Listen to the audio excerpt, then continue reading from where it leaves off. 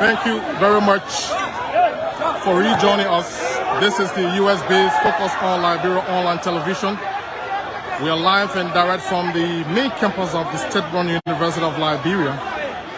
As you may know, number of academic activities here at the UL came to a standstill since morning and up to present because of the news that District 8 Representative Akaros Gray was going to be here today to have lunch with some members of the student community. Gray claimed that he's financially aiding over 100 students here at the University of Liberia. More to that, he claimed that he's here to carry out voter registration awareness, or probably to sensitize the student community here at the UL main campus. More to that, Gray also claimed that he has the right to come here because he is an alumni of the state-run university. Besides that, he is the city lawmaker of District 8, and this UL campus is within his district, and so he has all right to come and engage with his constituents, particularly students of the state-run university here in Monrovia, precisely on Capitol Hill. Gray arrived 30-45 minutes ago with huge men believed to be his supporters. They were here. Gray made a statement. We captured that quite recently. And earlier on this morning, students of the, or militants of the Student Unification Party, SUP, were here chanting slogan. SUP, on the other hand, challenged Honorable Gray to appear here today at the university. And Gray did appear here today. But upon Gray's arrival, we did not notice the presence of the SUP militants. Perhaps they took another route. And maybe they are also watching from a distance. And so we are still here just to pick it up and to bring you up to speed with all of the happenings as they unfold here today. But all I can say to you is that number of academic activities here at the main campus of the state-run university was brought to a standstill and stay at a standstill at the moment. Good afternoon from wherever you are joining us. My name is Theo Williams, live from Monrovia, and you're watching the US-based Focus on Liberia online television network. Let's take you across the campus. As you can see, students are all over the place, and men believed to be supporters of Akaros Gray have taken over the entire campus. And you can see militants of SUP here as well. They retreated some minutes ago. Maybe they will.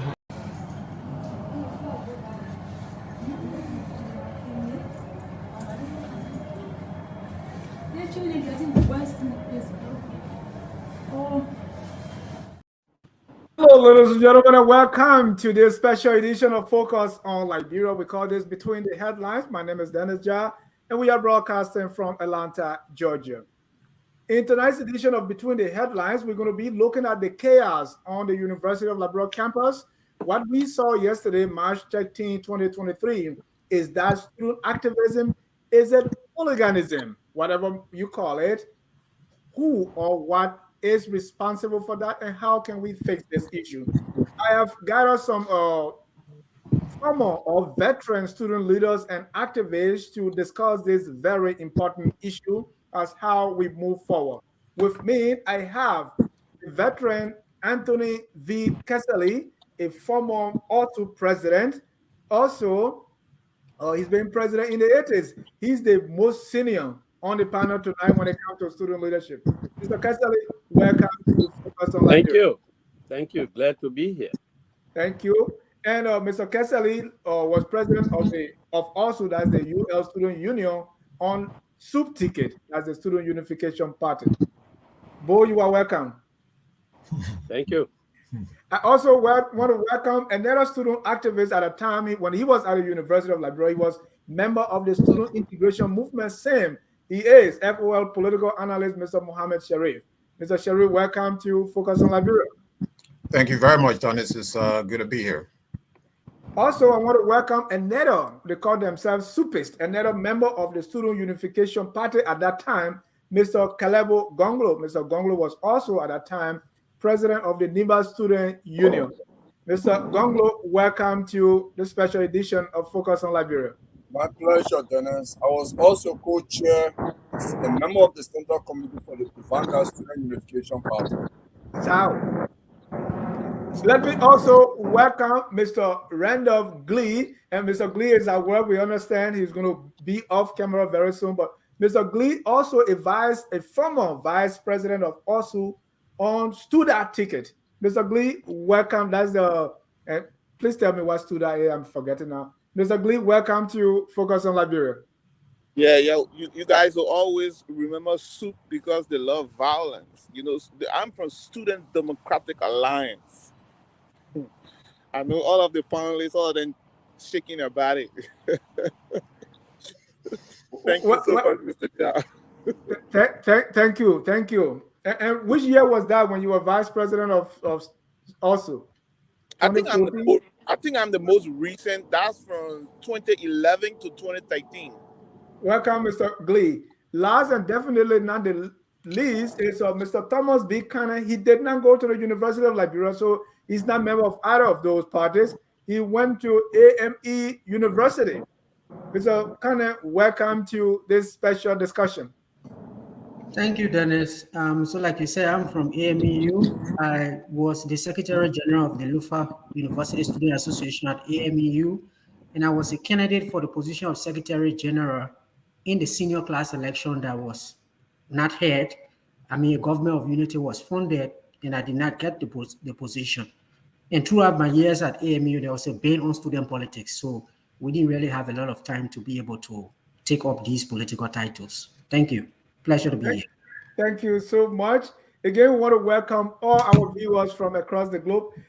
We saw what happened yesterday on the University of Liberia campus. It all started a few days ago with this scene when Special Assistant to Minister Tue went on the campus and he was heckled, he was attacked and chased off. Let's watch just a little bit of that.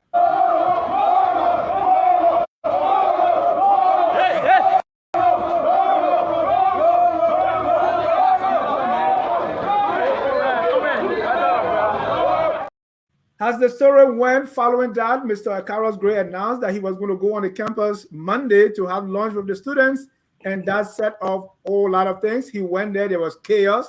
Following that, he was Mr. Honorable Yeka Kolwa, another representative, also went, and we all know what exactly happened. Let me take this time to go around the room and just get your initial reaction to what went on the University of Liberia campus yesterday. And this time, I want to start with the most senior, Mr. Anthony Kesseley, president of OSU around 87, 88. Mr. Kesseley, initially, what's your reaction to this, to what has transpired? Well, thank you very much. My view is that the representative, a high-ranking member of the legislature, and an eminent member of the ruling government or political party slipped and failed to take leadership. I am not here to condone violence from any quarters. But the incident with Mr. Howe, as it occurred, created tension. I cannot stand here or sit here, let me say, and clearly or for certain determine who provoked what, leading to what people call Mr. Howe was chased out of the campus. That is why we have law enforcement in a country. The situation, luckily, went without major incident. Mr. Howe left the area. He was being booed. And then no serious injury took place at that point. So the situation had been diffused. I thought from that point, law enforcement should have taken charge of it to investigate what happened. Then we will know what really happened, what provoked him being booed, whether someone was injured, who assaulted, and then we would have known. But then, a sitting representative who's supposed to be at the other end, ensuring good best practice, good governance, good procedure, following procedures of investigation and determination of matters, out of that tense situation, announced that he's having lunch on the same campus, obviously to fan the same tension. The big English word they have where is braggadocio. I mean, he's a general. I don't know when he was in any army. I don't know where he got this general title from, but he parades with it so comfortably. Obviously expecting that there will be an opposite reaction. So he goes on the campus. Nobody actually stops him. He marches there, mobilizes all his quote unquote launch partners who were body builders and other things who came there obviously in preparation for violence. So he came there, did what he wanted to do, even though the cafeteria that he said he was going to engage to do lunch had been ordered closed. The institution had been closed, but he had to satisfy his ego. He marched there, did what he wanted to do, and I thought he should have done something else, which would have shown leadership and allow law enforcement to go find out why Mr. Howe had to be assaulted. He didn't do that, and he did what he did.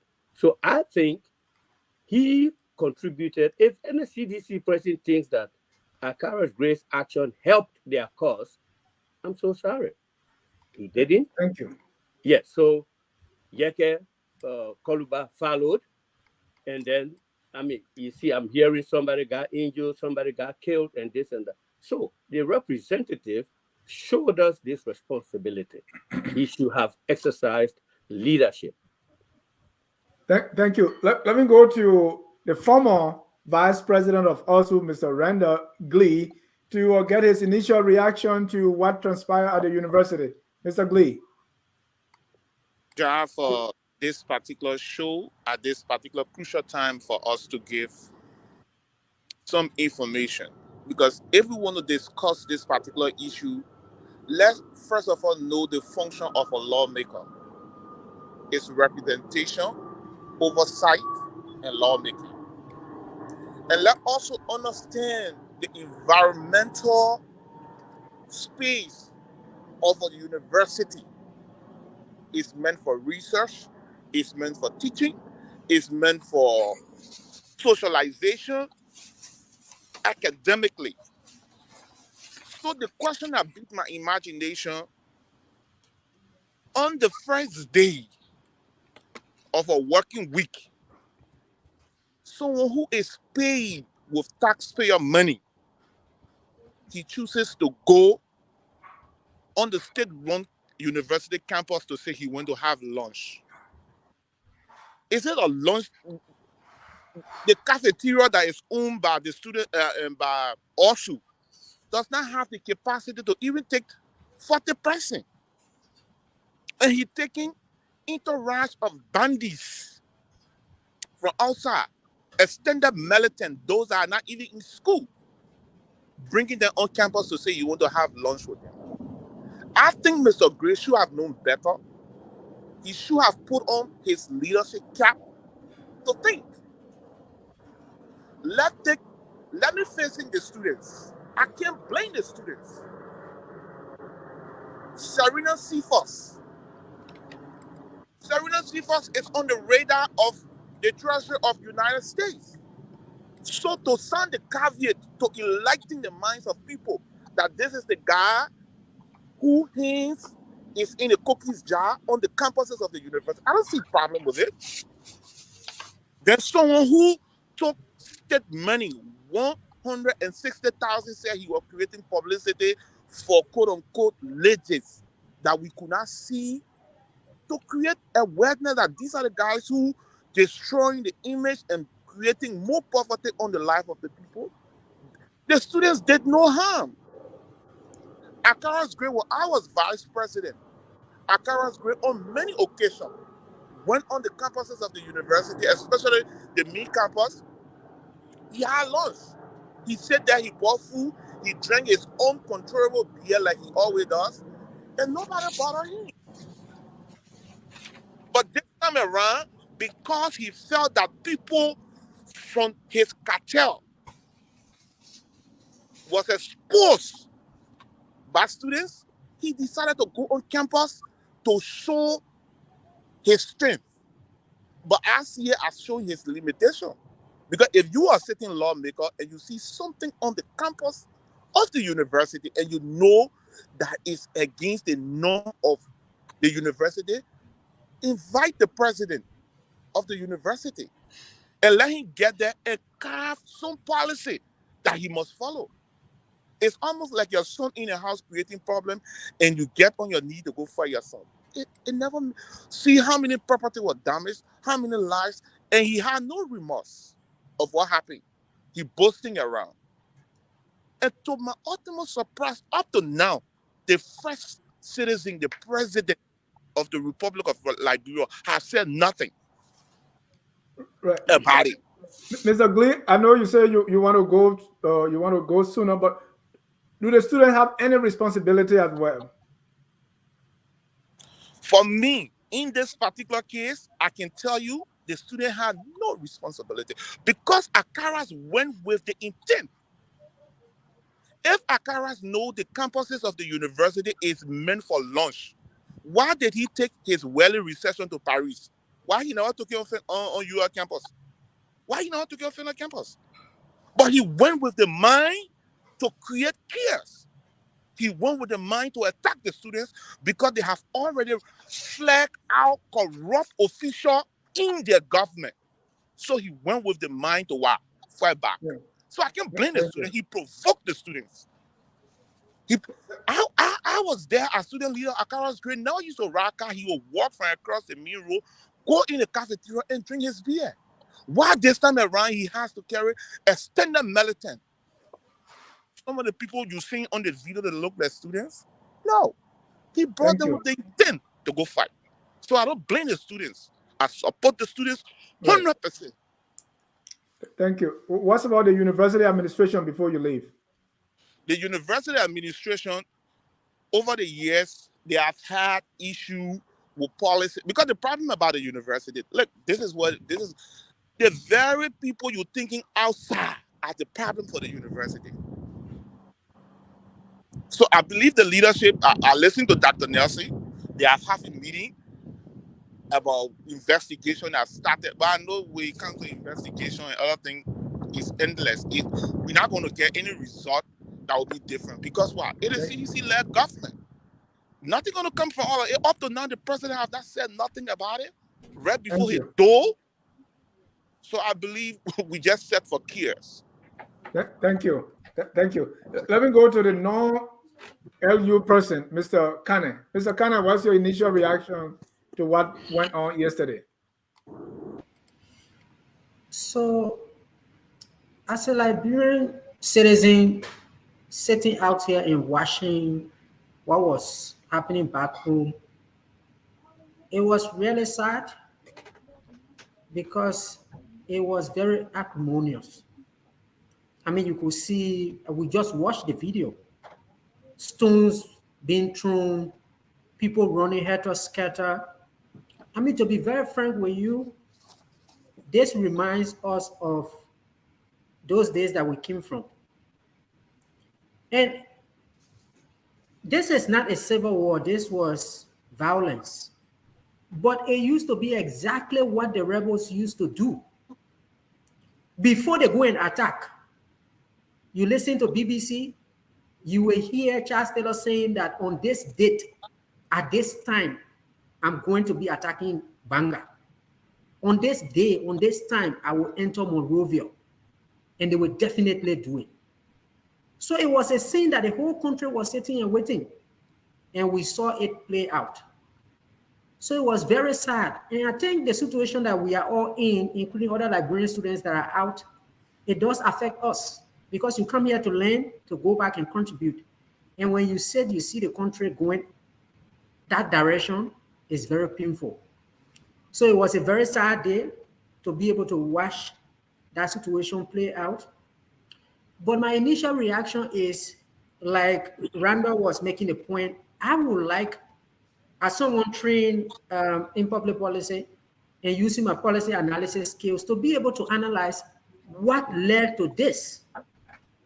Before Aloysius Howe, we have seen other people being booed out of the University of Liberia. And the question we should be asking is why? Aloysius Howe, like he said, was booed because of his link to Lesje's kind of PR work. And the students at the University of Liberia are being taught, and they know very well that no one's supposed to be paid twice when you are in a government. They saw that to be something that was wrong. They did it to the VP. In the video, you can hear them talking about her role in the civil war or alignment with the current government. They also boo her. They also boo Samuel Twe and Nathaniel McGill, who had gone to make follow-up on a renovation work at the university. And then after their action, the US sanctions Samuel Twe. So you could see that the students, those issues that they were raising had some validity into it. So they've booed a lot of people. And like others have said, maybe as we go through the discussion, we'll get to answering the question whether it was activism or hooliganism. I think it started as activating that degenerated into hooliganism because it was inflamed and it was induced by other actors. But to me, in a democracy, when you boo at people, it's just saying that I don't like what you are doing. And it happens all over, even in sports. If you watch sports, there is a player that is not playing well. Anytime the player is coming on the field, the fans of that club, whether it's Manchester or Liverpool, you see them booing. Use Ayo Barrow. Ayo Barrow. You see them booing. And even when there is a coach that they no longer want at a team, you see them booing the coach until but the Howie situation was more than booing, though. Yes, and that's where I'm coming to. Okay. When the booing is civil disobedience, but at a certain point, like the Aloysius Howe, I think we saw one student attempted to slap him. I didn't see the portion where his vehicle got damaged and all of that. But when he was entering the video, I think there was a student who was trying to slap me. So there were points when the students might have crossed the line, but on the issue of them rebuking people who they think is corrupt. And to me, the bedrock of all of this thing is poor governance, is corruption, and they are resisting that in a society. And they are part of the conscious citizens in that society who should know better, and they know that things are going wrong. So to me, it was activism. It was only because they were provoked. This is how it degenerated. Thank you. Let me go to the only member from the student integration movement, Mr. Mohammed Sharif, as a former member of the of SIM. Yes. So, you asked the question, and I think you're trying to get into somewhere to one of the panelists. You're trying to get a deeper understanding of why this is going on. This is not the first time that the students have driven a government official out of the premises of the main campus of the University of Liberia. We remember Jewel Howard Taylor and some other officials who have been driven out of the campus of the University of Liberia. But we have to understand, we have to take a step back to think about the contradictions in the Liberian society.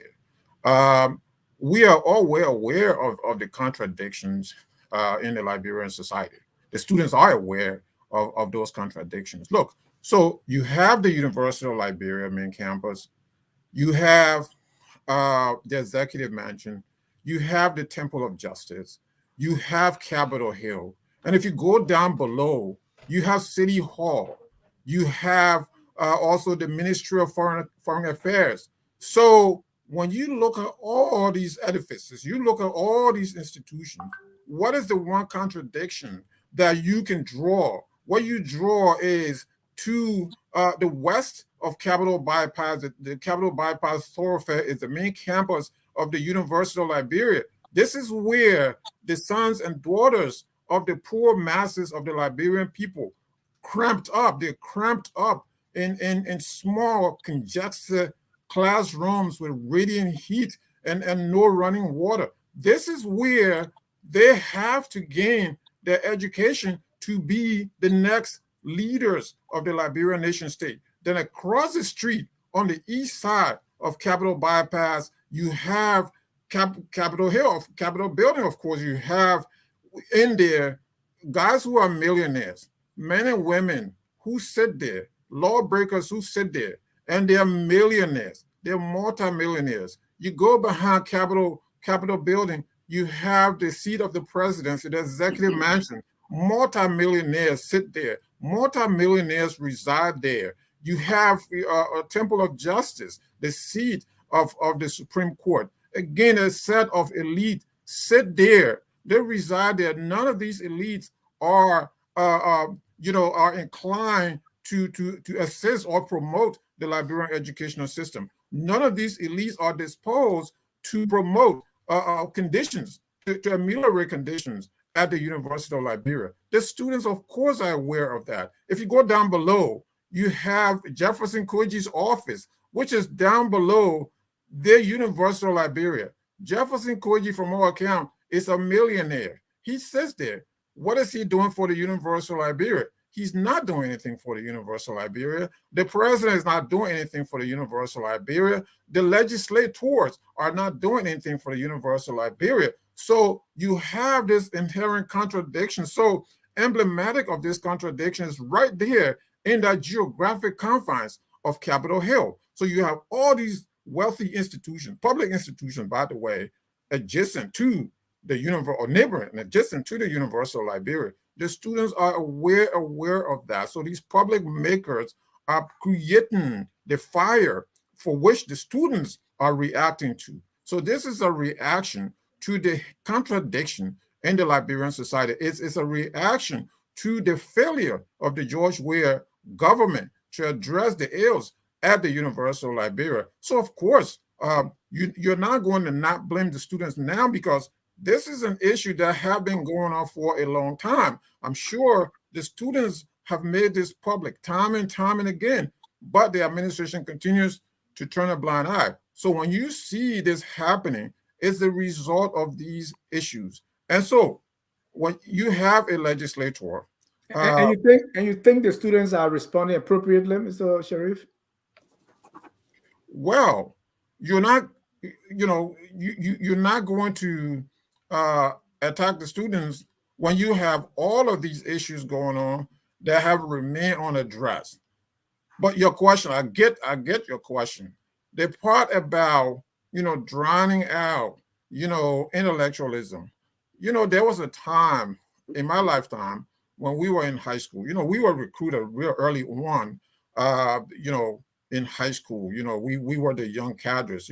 My mentor, one of my mentors, or my mentors, Dubenya, who recruited some of us, out of high school. So I guess you were asked, but why didn't you stay in soup? That's a whole different conversation. But what I'm saying here is, there was that mentorship when we came out of high school onto the University of Liberia. So we knew the beauty of intellectualism, the beauty of debate, the beauty of having arguments, the beauty of entertaining contrary opposing opinions. Nowadays, you don't have that. So when you have some of the students reacting this way, it's a whole different, it's a lot of factors. So we have to take into consideration a lot of these different factors. You don't have that nowadays. So some of the reaction are really uncalled for, but you have to really pin it down to where all of this is coming from. It's coming from the total neglect by the powers that be to the University of Liberia. Thank you. And we'll come to, we'll go to Mr. Kesali to talk about how it was and how it is now. Mr. Gonglo, let me get your initial reaction to what transpired. And you were, a member of SOUP. Yes, I was, in fact, when I came to the university in 1987, I first started as a militant, and then part of the freshman class leadership coming from SOUP. Then I served on the Central Committee. Then I served as co-chair for party affairs for SOUP. I also presided over the 16 annual Congress of the Vanguard Student Unification Party. But here is then of course I taught at the university for several years as teaching assistant with the Department of Mathematics. My initial reaction, I'm not shocked at what is happening because historically this is what leaders in Liberia have done. Whenever they want to intimidate the masses into submission, the first place they begin is the most conscious aspect part of the society. They go to the university to intimidate them into submission. President Doe did it. Those that came before Doe did it. Charles Taylor did it. So even under L.M. Johnson Sirleaf, the police, also touched the student of the University of Liberia. So it's a pattern by the executive mansion to use all means, all surrogate to intimidate the student, the most conscious element of our society, into submission. So what we did at the university yesterday is just follow the pattern of previous president. You say we are? Yeah, it's president we are. It's president we are. Let us not scapegoat and put anything at the feet of Akaras Gray. Mayu, Akaras Gray is not just a ranking member of the ruling party, he is a chairman on executive at the legislature. Okay? President Weah is a visitor to the University of Liberia. This is Weah action. Weah has not been happy that the university is still run university. He is becoming a no-go zone for the Minister of Finance, his former chief of staff, the former Solicitor General, and key Jefferson Koji, his key allies are not finding their footing at the university. President Weah sanctioned the unwarranted invasion of the university. The university has been invaded, brutalized, under Weah watch, on Weah command. And that is just the truth. We cannot win or address this. Right. Then this is an event that Akaras Gray announced in advance, not one day, not 2 days. It was announced the whole weekend passed. People were all on social media. They were on radio. President Weah is on social media. He followed this. Weah was sitting down at the executive mansion, watching and directing what should be done. They actually went to the stronghold of the CDC and they brought in Zogos to invade the university. This is a stain on Weah character. The undisputed African footballer of the year, the world best, one of the greatest footballers that ever came from Africa. He now has his records tainted with this. The guy who was UN peace ambassador on disarmament, the guy who President Sirleaf appointed on reconciliation, he's now going to go in the annals of history as having brutalized, as having invaded academic, the most conscious center of our society. So we cannot blame Akaras Gray. Akaras Gray is nowhere in this equation. He was just an agent provocateur of the president. That language sounds like soup language. But let me ask you, this, Mr. Gonglo. We are saying as if there is this homogeneous student body that has just one voice. Let's say the University of Liberia has 20,000 students. If maybe 1,000 of those students don't want something, it doesn't mean the students of the university. I mean, we say as if when Sue speak is everybody. So speak to me about what we think is the voice of the students, right? If you have maybe 100% booing or jeering at Howard, does that mean the students of the university taking this position? I mean, these are different groups, right? No, there's no argument about this. Every society, the university as a macrocosm of the society, there are diverse views. Who says that? Who calls this university macrocosm? I mean, let us not get in the student world now. Let's talk reality. What does that mean? The university of Liberia. I don't know how can anyone debate this. If you look at how students at the university are represented. I'm sure if you look at the demographic profile, even you look like ethnographic, and you say, let's look at even the ethnic distribution among the students at the university, you'll find out that they come from the hamlets, the villages, the towns, all over Liberia. I came from a little tiny village that if you even Google my village name today, you probably will not find that. But I was at the university. I was there with Cherie. I was there with my big brother and veteran Anthony Kessely, who came from Kwanumbono. I've never been to his village. We came from all over. How can it not be a representation of the society? How can it not be? How can anyone argue that? Yeah. Okay. So the question of difference of opinion, has always been there. In a mass-based movement, there are different tendencies. And it's just like you have the people who have silent opinion and they don't voice out. Those who articulate opinion, who act out their opinion, their tendency, they tend to be noticed in society. It's just a fact of silent. It is a fact. You can have a silent majority, you can have a vocal minority, and the vocal minority will be heard. It's just the truth. That's how society moves. Those who study sociology can look into the sociological profile of how society is. So, thank you. So we can debate this. I agree. Not every student, even at the university, even in SOAP, there are sedition in SOAP. Okay? In SOAP, you have people from all political views, not just SOAP. One word, SOAP historically has been allowed to Moja and by extension to the Liberian People's Party. But not everybody in SOAP is a member of the LPP. Okay? So there are people there from Unity Party, from CDC, from even different party. I can't even name all of them. Okay? Thank you, Mr. Gongo. So we can debate that. Thank you. I think we can have another debate on that. Let me go to Mr. Kessely, veteran Kessely. When you got on the campus, I was in the LU cafeteria. That time, Mr. Kessely, you were with the interim government when you came there, and we thronged that cafeteria to listen to you. What has changed? What is different now when you look at your days? I never saw stone throwing like the way we are seeing now. I never saw the level of violence among just students that we are seeing now. I mean, you see stone throwing, even on Fender cameras all over the place. What has changed? The war or what? Oh, thank you. And this is my observation, my opinion.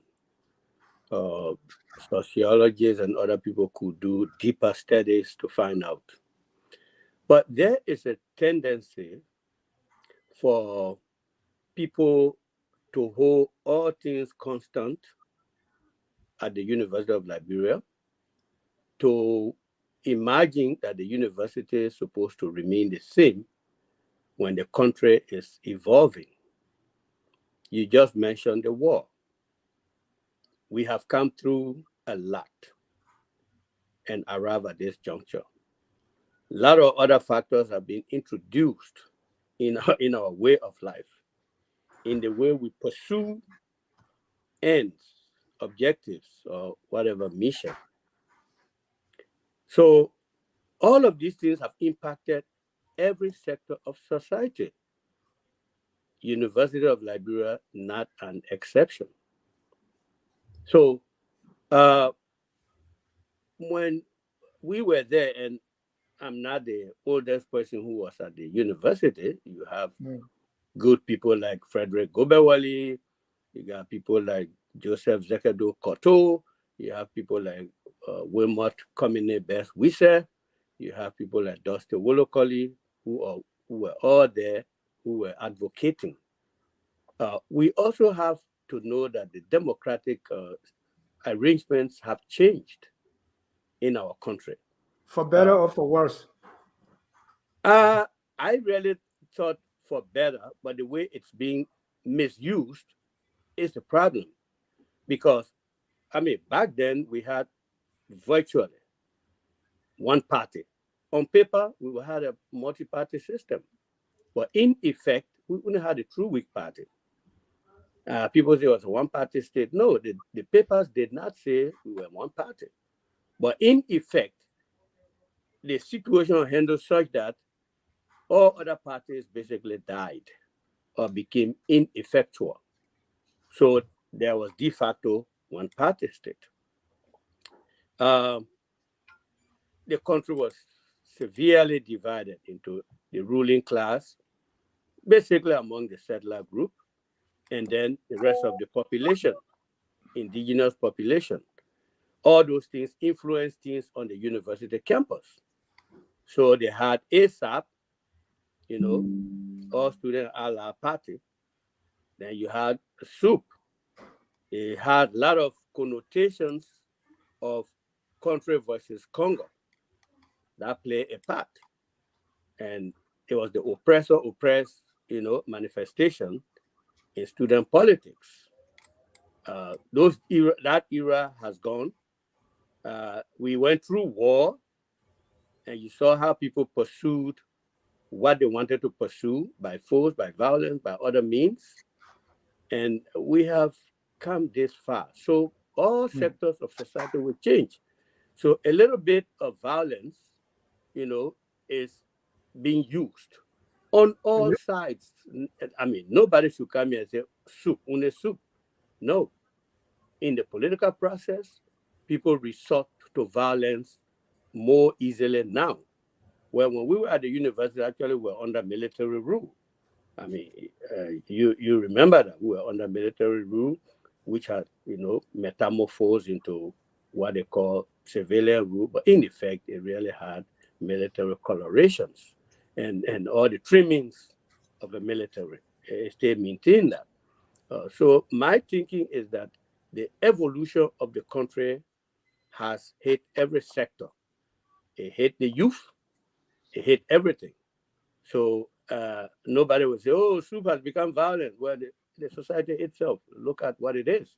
Today, we have what we were advocating for many years. When Bacchus Matthews came to register his party, it was to challenge the system to move us to an actual multi-party system. Then other parties came about, LPP and so forth, and then we have multi-party system. Now we have representation out of popular vote. How it's being used is another chapter we can discuss. But I agree with you, violence, we're not countenancing just any kind of violence. But if you have an effective state apparatus, a responsible government, an even-handed government, a fair government who will not approach soup as an opposition entity and its own adherent as the good ones, then you will have law enforcement using even hand to investigate these things and dish out appropriate penalties. And then you will see the act or the practice, receding. But if you don't have that, always the government wants the student on the campus to submit docilely or sheepishly, and if not, basically they are opposition, and anybody can just do something. This is what got us where we are. I don't support any resort to violence. I mean, you can boo me all day. You don't have to touch my body. You don't have to hit me. But then you need to have a fair, even not partisan, opinionated law enforcement organs. They need to be able to be in the interest of the country, not a ruling government. When I was here in Eula, I think you could remember when the situation at Gita Gibson happened, we took a major position on it. I mean, not because it was an Ellen Johnson Sirleaf, somebody we personally supported in terms of their campaign, but we took position on what happened. You have to investigate, come out with findings, open your eyes. But if people don't want to see their agents wrong, then they will bungle up investigations. You will never hear results. And so we don't know what happened with what happened, because what we saw in the clip may not be all to it. It may have been initiated somehow. So the soup people came on air and said it was not soup that did anything. It was something about girlfriend, boyfriend situation that escalated. I heard the fellow speaking that. So it needed to be investigated, get to the bottom of the matter, and if certain persons deserve penalties, they receive it. Thank you.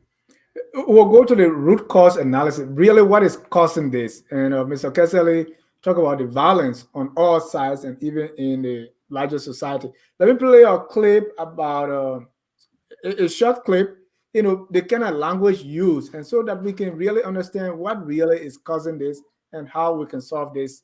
Who's responsible? I'm looking at the administration, I'm looking at police, I'm looking at law enforcement, I'm looking at SUP, I'm looking at PROSA, other parties. Because sometimes you look at this, you see that probably 20% of the students doing this, and some 60% that really want to learn uninterrupted is being affected. What do we do? Well, let's watch this clip. Better Liberians, the place better for every Liberians. Enough for one person. The place we study on. As a gentleman, it is your right. Are you a student of the Liberia? Come again? Are you a student? So I'm a student. You know me, Liberia. I'm a student. I don't want to tell you the particular person like me. I'm saying to you, as a Liberian, I'm on a responsibility to protect the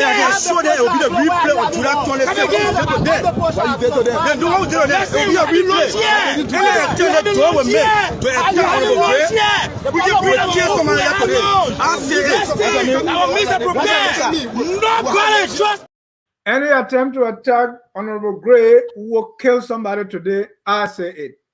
That's the kind of language. Thomas, what's responsible for all this? What would we say if we are doing a root cause analysis? What would we blame for this kind of attitude? We're talking about killing. We're talking about stone throwing, death, and all that.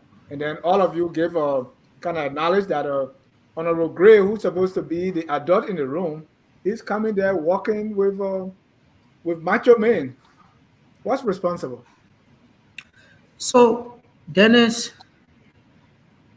human beings are normally products of the societies where they find themselves. There are authors who have written that when the free slaves went over to Liberia and we gained independence, we adopted democracy as a form of government. But we've never practiced democracy in its true form. We have 3 branches of government who don't really perform based on the functions that are given them, even by the Constitution. We don't have an independent legislature. We don't have an independent judiciary in some instances. And this is how this society has grown. So if you go back, you have the veterans of SUP here.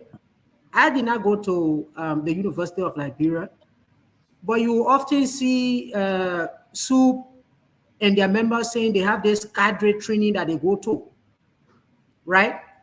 And the question is, what is that training? But if you go to the formation at the point where they were formed under a one-party system, I would imagine that if you needed to have a student grouping that was challenging the government, you needed to be trained on how to approach the government. So that means all of these things happen as a result of the country that we built for ourselves over the 200. And it was those lapses and those failures that led us to the Civil War. We fought for multi-party democracy. We got multi-party democracy. But yet political parties do these manipulations even unto today. When people are in power, instead of governing the best way to be able to provide opportunities for people to grow, we do the very same manipulations of the past. And like Mr. Kessley said, the Civil War had changed us a lot. People who were very peaceful in the past, because of the mayhem and the brutality that we saw in the Civil War, people are very easy to go to fights. People don't value life a lot because of what they saw in the war. So let me give you an example. When the government is making sure that our citizens are obedient, sometimes they could have some tendencies of being dictatorial, but citizens will respect and they won't just go offhand. So I had gone to school in India, and after my studies, I went to Uganda. So one day I used a motorbike to go home. My friend of mine said he was there studying, and I reached. I got off the bike. He was standing upstairs, I think on the second floor of the building. The money that the motorbike rider asked me to pay, he told me in our local dialect that that's not the amount I shouldn't pay. And I told the bike rider that I was not going to pay. I was expecting that the bike rider is going to get off his bike just like in Liberia and just fight me. And he didn't do it. He said, if you don't want to pay, you can go. You know, in Liberia, we normally do it. We walk away and we think you are going to come after us. And I walked, I entered the fence and went up, and he did not even follow me. So when I reached in the room, I told my friend, I said, it surprised me. And he said, that's the way it looks here, because if that guy touches you, the police come for him, they will deal with him. And so when I went back to work the next morning, I just felt that conscience that I needed to pay him, and I paid him. So this is the way society and institutions can change people. But here we are as a country, after 200 years after many years of one-party system, we moved to multi-party democracy, and then we went through even the multi-party democracy that we had. We had this transition where somebody who was from the indigenous section of our community became a president. And everybody thought that things have changed. That was the time for the native people who owned the country to be able to rule. And it turned out to be very tyrannical. It turned out to be very exploitative. And so we've just been in that cycle until we went through the Civil War. And the Civil War has exposed people to everything. And after the Civil War, we've not been able as a society to be able to punish those who even caused us to go to Civil War. So if we've not been able to punish people who have killed human beings, you think we'll be able to punish people who will say don't go to University of Liberia campus and they go there? So And this is why you see people are brave enough to be able to say what that guy was saying, that we will kill, and they can actually kill. But Mr. Kane, why University of Liberia all the time? And why soup always in the middle? I mean, you went to AME University, you didn't see that there are other public universities in the country, including the one in Maryland, right? You have AME and other university. Why always University of Liberia? And why is it that soup or the Student Unification Party is always in the center of these things? So, I mean, like I said, there are people here who know the history of soup better. But the difference between the University of Liberia and other private universities is the kind of freedom that students have on the University of Liberia campus when it comes to political participation. We don't have, in the private universities, you don't have a lot of that leverage. Like I said to you, when we entered AMU in 2007, by 2008, student politics was banned. And until the time we graduated in 2011, there wasn't that case. But you wouldn't easily do it at the University of Liberia. They will resist, right? And so they always have that space. And the point is, because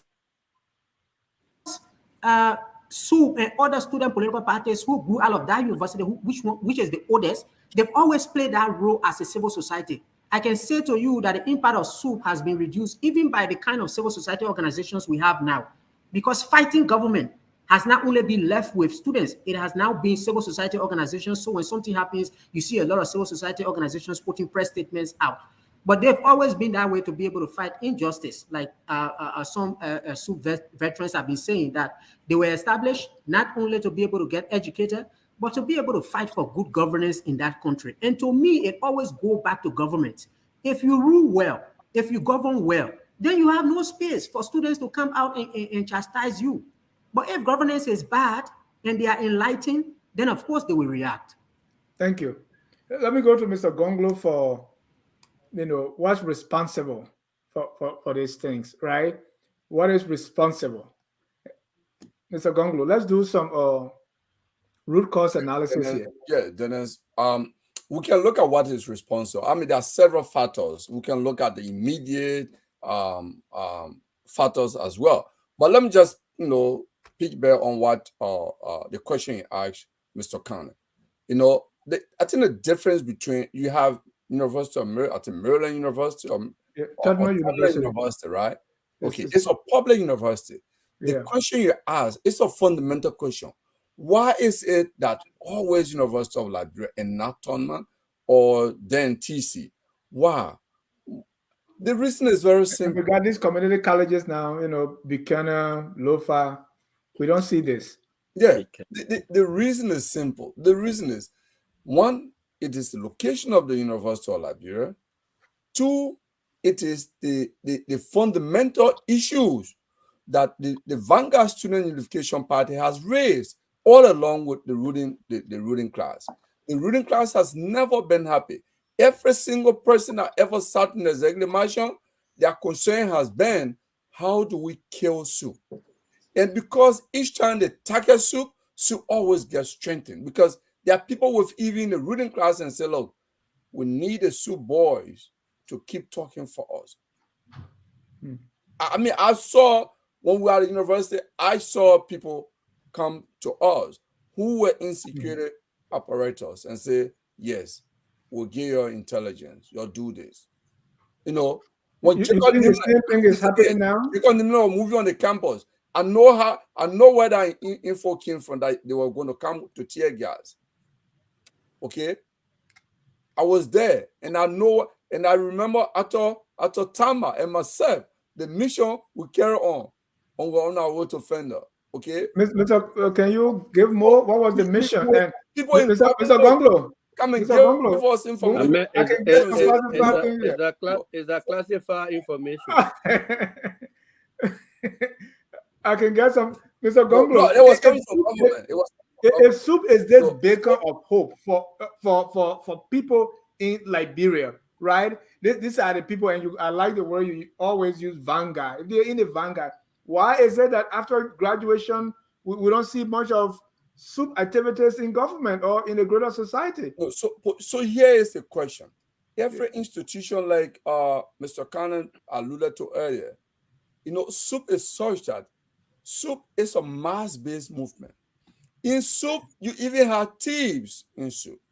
In Soup, you have true progressive.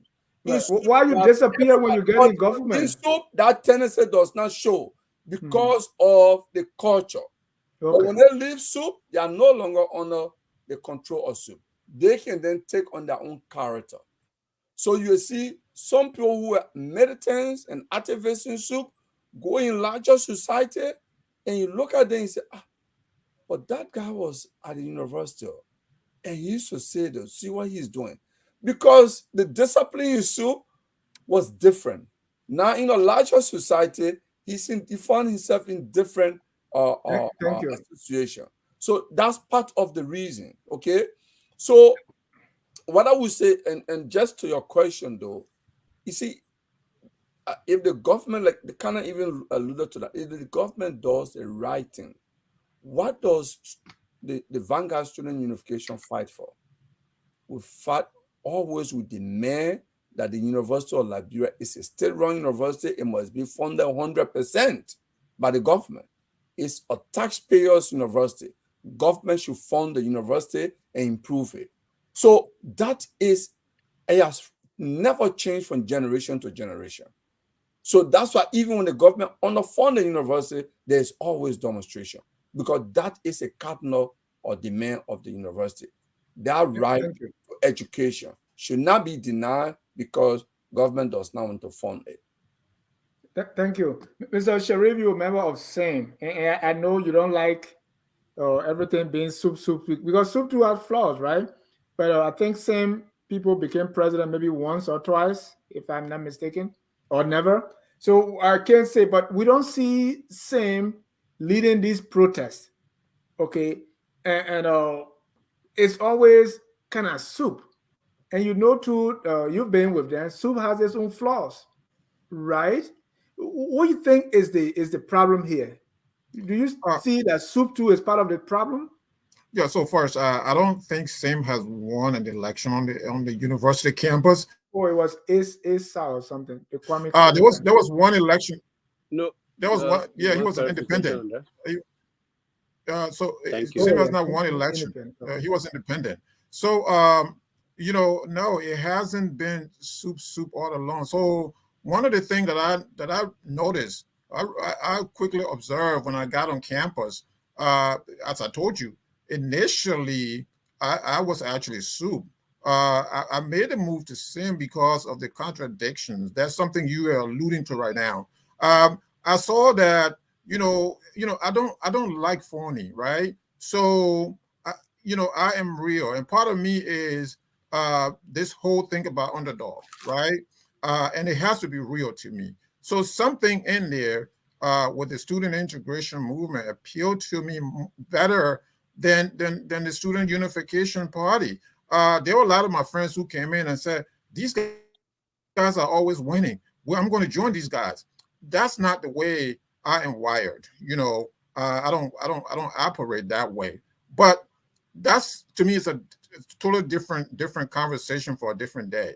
The student integration movement has always, as well, been in the vanguard for these fights up to the time. I remember there was a time that Samuel Doe went to Bombing Hills, and the C.H. Dual High School allegedly was burned by some unknown people or students. And Samuel Doe came back to Monrovia and banned student politics. How is it that something happening at the C.H. Dewey High School in Bombing Hills can affect the entire nation? And so we protested.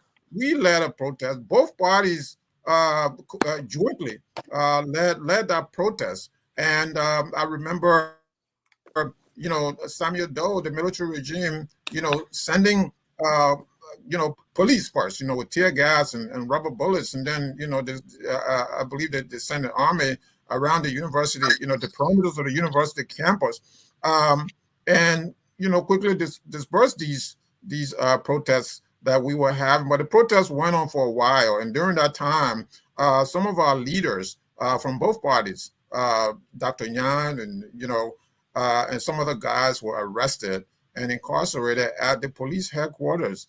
Louis Brown was one of those who was incarcerated at the time. So that effort, that protest, was led by both Sim and Sue. I also remember a time when the University of Liberia, tuition at the University of Liberia was raised by 50%. I think Mr. Kessley will remember that. The protest for that, was led by both parties. So I remember at the time I was. So, Mr. Sharif, what do you think is responsible for this, or for the violence, or the level of violence we see on the University of Liberia campus? The level of violence, I think Mr. Kessley alluded to this. I mean, look at our society. The society itself is violent. The government is violent. So this is a reflection of what is going on. This government, if you will remember last year, didn't we talk about the disruption of peaceful student protesters in front of the embassy of the United States of America in Mamba Point? Didn't this government dispatch private militias to attack the students? What happened to that now? These guys are running private militias, guys like Jefferson Koji, guys like Karis Gray. They're running private militias all over the place. And what is happening? What is the president saying? What statement has the president of the Republic of Liberia made now? Mr. Sharif, I don't hear you saying Yeke Koluba. He went there too. Yeke Koluba. So Yeke Koluba, this is again a symptom, if you will, of a bigger problem. So Yeke Koluba is part of a bigger problem in the Liberian society. So when you're trying to solve this problem, you don't start with Yeke Koluba. Now, after the Civil War, Liberia has not really been able to come together to resolve these issues. You have individuals. Dennis, you can go now and recruit your own private militia and walk around town and brutalize people. And, nothing will come of it if you have the money to spend. Is this a country that we want? So people are looking at the students of the University of Liberia. Well, the students, it's easy as a student to be the whipping boy, but you have to look at the powers that be, the guys that are making the decision. They're making these decisions that are really detrimental to the interests of the student body. And so if you see what's going on, all of this, again, the genesis of all of this is the government. So what has the government done? What are the investment in the University of Liberia? You heard, I think it was Gonglo or someone else said that if Akaris Gray thinks that the university campus was better for him to have lunch. How come he didn't have his wedding over there? How come he took his wedding to Paris, France? These are the contradictions that I mentioned earlier.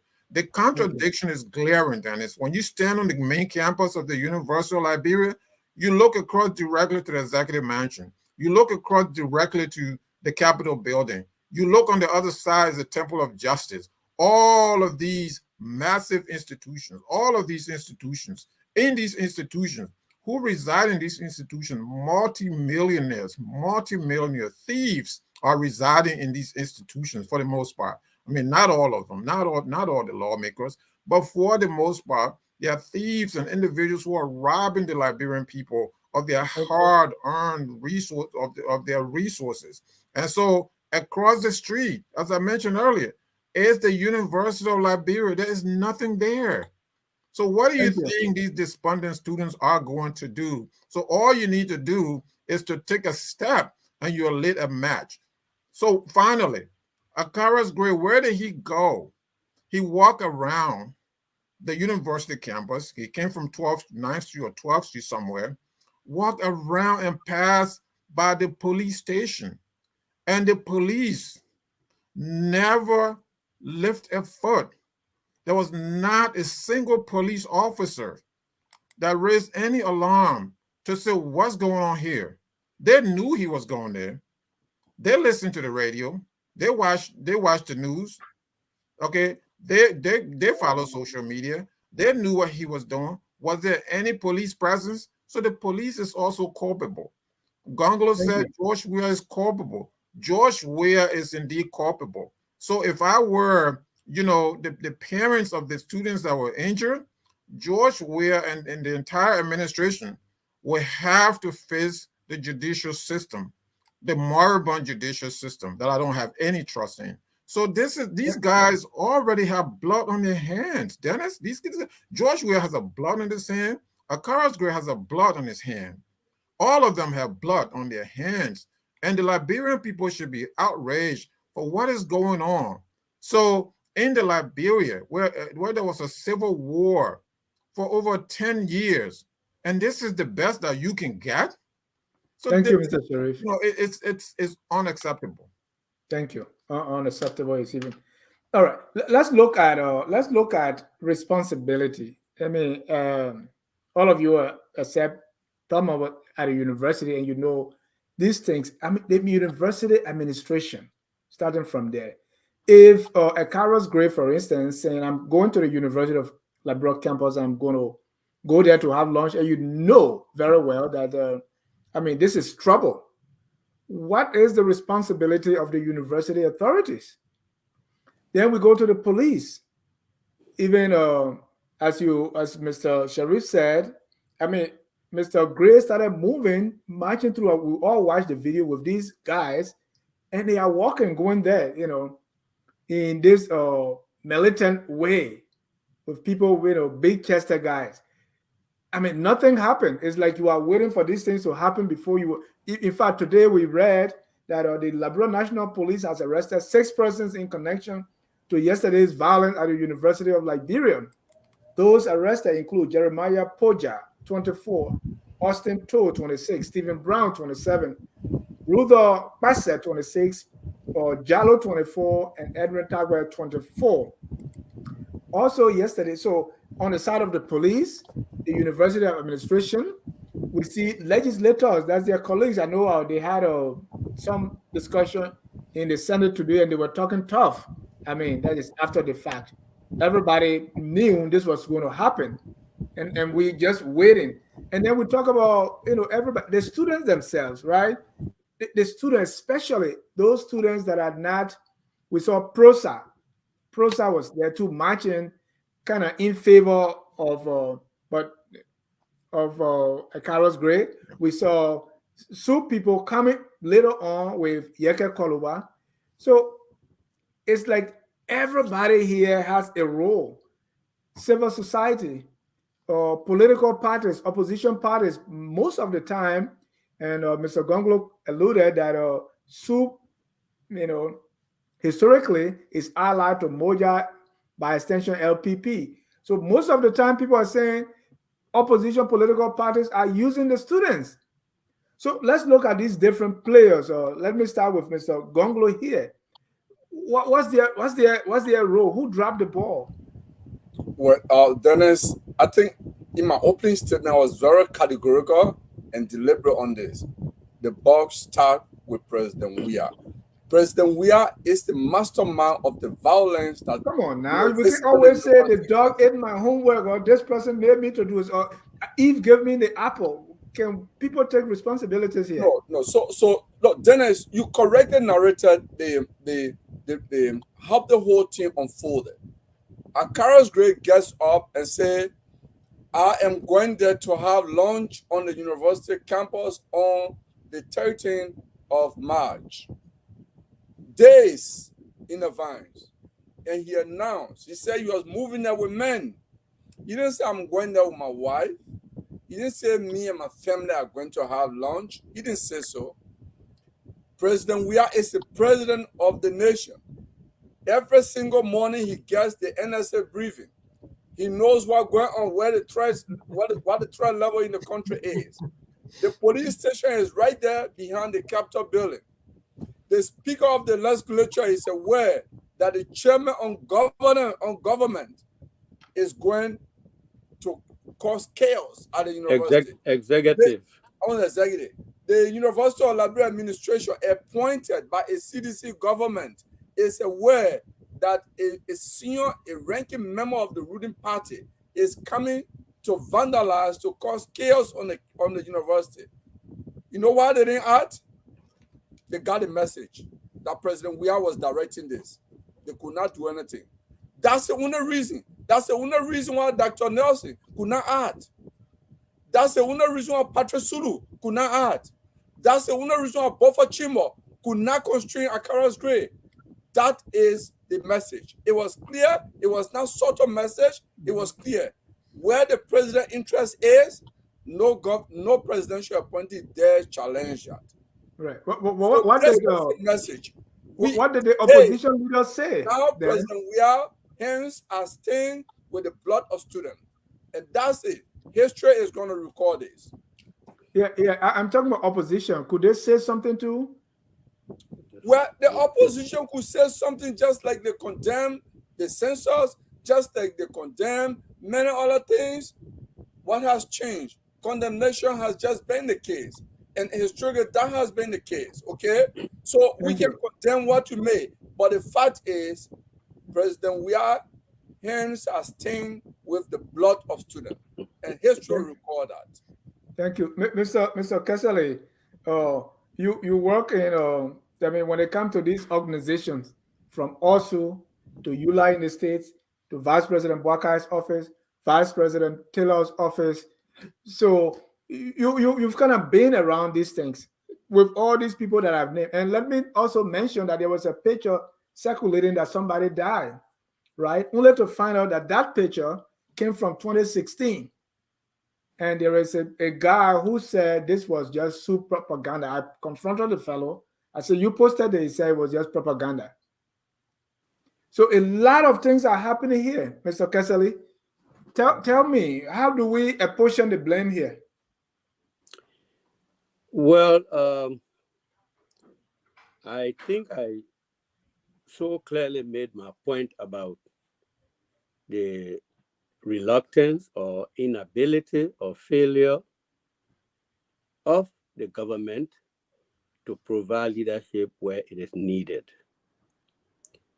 I have also stated here that the question of impunity has continued to propel these kind of actions.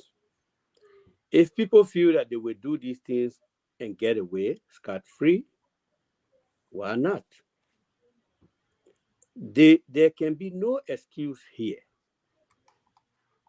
from law enforcement, particularly the National Police, to say that they did not sense the tension on the campus. They know the campus, they know the history of the campus. I'm sure as a law enforcement agency, they have their informants on campus, to pick up situations that they may need to get involved into, there can be no excuse. Like the other panelists said, Akara did not surprise anybody. He didn't get in an ambush or a surprise attack on the campus.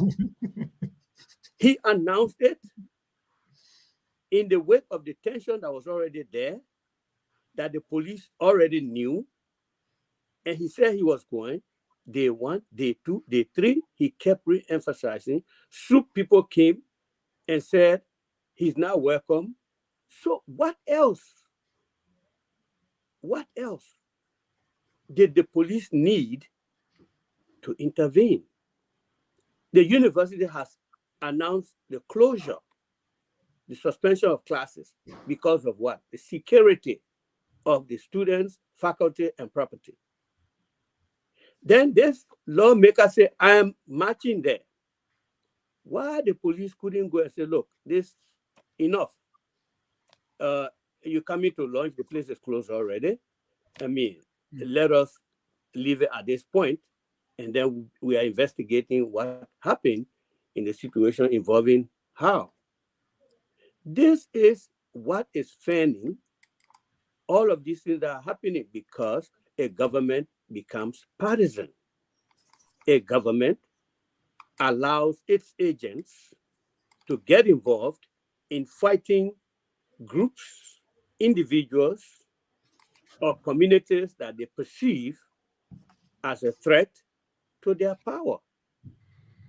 We can apportion blame all we want, but the lion's share is with the failure of the government in this instance to act as a government and prevent. Now you're talking about arresting 6 students and this and that. All of these things were being prevented, Mr. Moderator, if they had taken the appropriate steps. What they're going to do now may turn out again to be partisan. What happened to the first beating of the university, the SUP student, Seville, commonly known as Water Sicilu?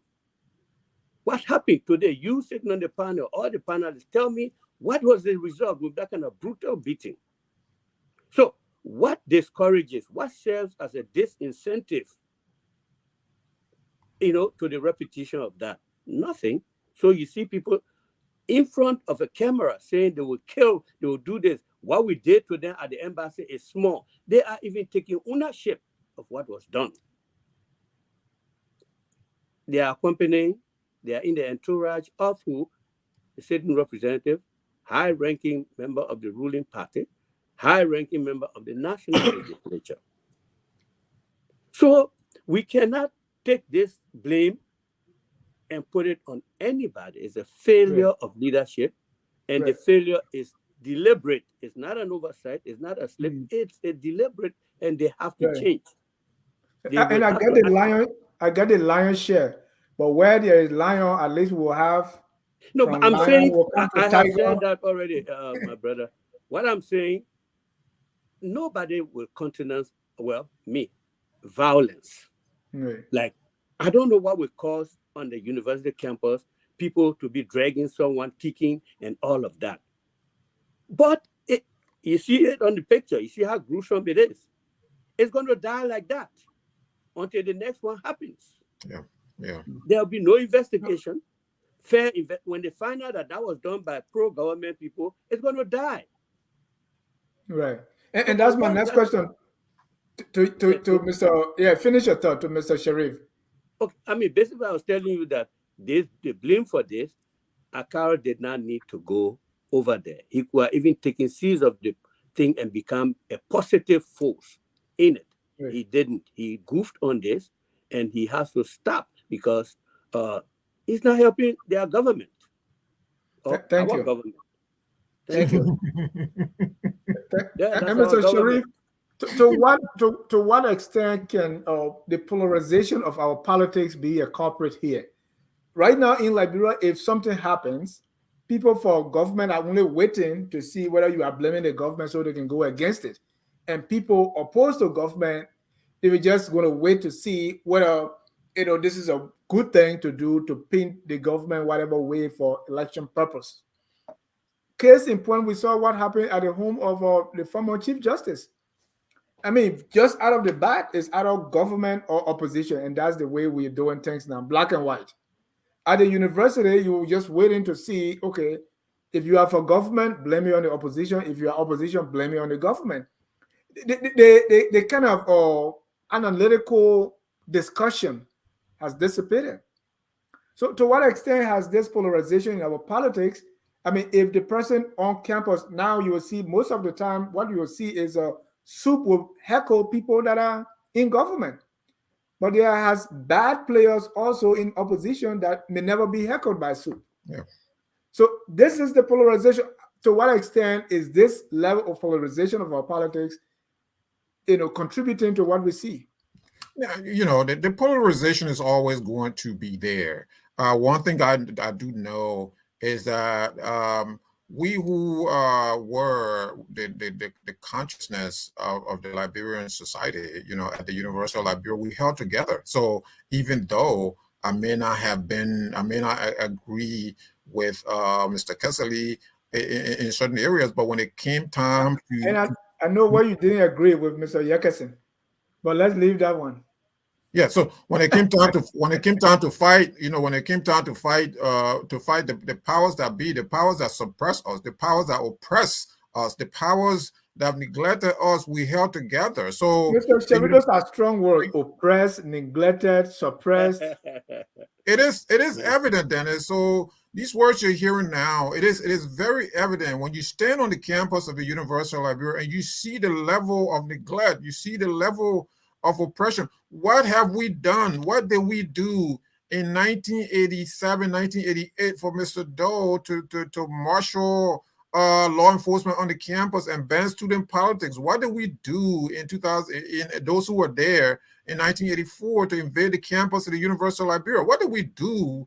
What did, as Twanwell wrote, what did poor Calvin Cole, what did he do to Tubman for this young man to be banned from the University of Liberia, where he couldn't go to any other school? What has the University of Liberia done to these successive administrations that, they will marshal troops, on campus? The only thing they see is violence. You have a provocateur in Karas Gray, a real fool in the Liberian in the realm of Liberian politics, who marshal private militias, running around with private militias to attack students at the University of Liberia. This is, like Mr. Kessley said, like everyone else have said, this is going to go away again, like everything else, and then we will wait for the next episode, right? It's like, watching these one of these TV series, you watch episode 1, and then you sit back and, you have your leisure time and you watch episode 2. So stay tuned for episode 2. Episode 2 might even be worse, than episode 1. So this is a country that we have. Now, your question is well in place. I think somewhere earlier you asked, how do we get out of this kind of situation? Well, Dunn said that, Albert Dunn said, every people, and I will bring this up every time I have opportunity, every people have the government they deserve. You voted for this man. You voted for him to represent you. And this is the person you voted for.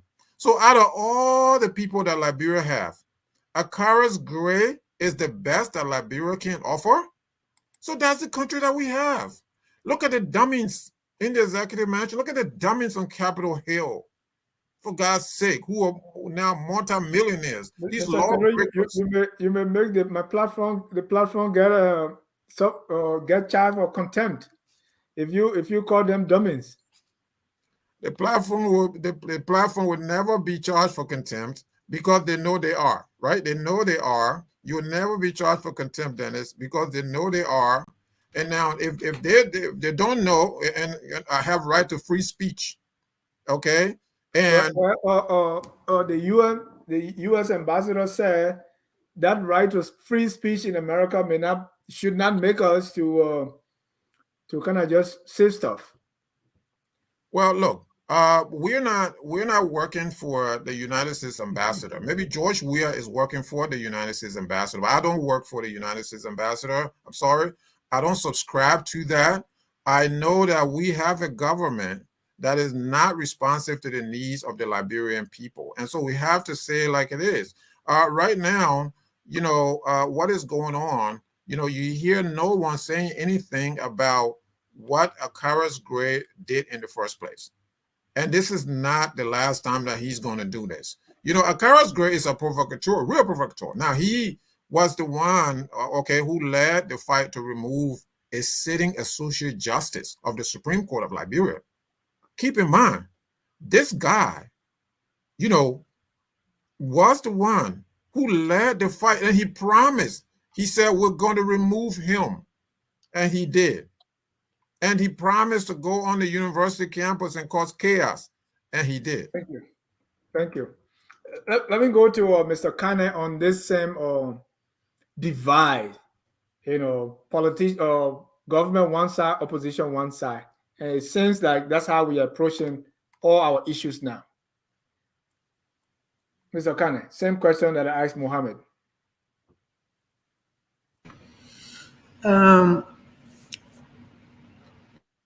I think, like Mohammed said, that polarization is always going to be there, but it is getting very extreme these days. And it's becoming, I think it's because of the election year, it becomes very bipolar. It's either the opposition or the party in position. And the more that polarization deepens, the more it takes away even our sense of empathy. Because I go back to the point of the daughter of the former Chief Justice. If you see the way the public, some people in the public are responding. I think it was on the show the other day, some other people were here discussing that, it was gender-based violence, it was family members, all of that. Domestic violence. Right, domestic violence. To the extent where when something happens, everyone takes a position. And it becomes painful sometimes when you have even family members of yours. They look at something that is black. They say this is white. And the other people on the other side will look at something that is completely white. They say it is black. All in the name of politics. Yeah. I don't think it's really good for our society, because even with the case of the former Chief Justice, we saw demonstrations that are bipolar. Some people are demonstrating, and then the other group of women are also demonstrating. I think there was a hearing in the Senate. I think they have presented a petition on Tuesday, and on Thursday they had invited Liberian women to go. And on Thursday they were not there. And at a certain point, there was a question about why the women did not go, and somebody was saying, how do you expect the women to come? They are all in Washington, D.C. They've gone to the International Women's Day celebration. And I'm saying, how can we have more than 3 or more than 2.5 million women in that country, and you say they all left and came to Washington, D.C. to attend an event? So that's the way the country is polarized. And the more we do this, the more it harms the country that we have, all in the name of politics. And going back to the point of the University of Liberia students, and I keep going back to this, that the foundation of all of these things is poor and bad governance. The more we govern unjustly, the more we fail to get the best that we can get out of these students. We send these students go to the University of Liberia or to all other universities to go and learn accounting, to go and learn economics. Instead of getting the best out of them, we keep them in a position where they are always writing press statements to read. And they're always learning these big words, because when they come to introduce their colleague, they have to be using these very big words. So they focus a lot on that, rather than learning the real skills that they have gone out to the university to learn. It can only be a blessing. You have to be a Superman or an A+ student to be able to cope with that responsibility, as well as learning what you've gone to the university to do. So there's a lot that we lose out on. And if we cannot tone down this polarization, it's only going to get worse as we move towards the election, because you listen to Gray. He said for the fact that you can keep in his district, he's going to pay back. We should just expect that there's going to be a reaction in that line. And that warning has already been given out. If the police and other stakeholders don't do anything, that could be the next thing that we will be running into. But overall, the polarization is too much in the country. It's just too much. That binary is just too extreme. Very, very extreme. Thank you. Ladies and gentlemen, this is Between the Headlines. We are discussing the chaos on UL campus. Is it student activism or hooliganism? Yes or no? Who or what is responsible? The number to call to be part of the discussion is 605-313-6004. The code is 791-403#. We already have callers waiting. We'll take a short break and watch the movie from LU campus for a minute and a half, and we'll be right back to take your calls.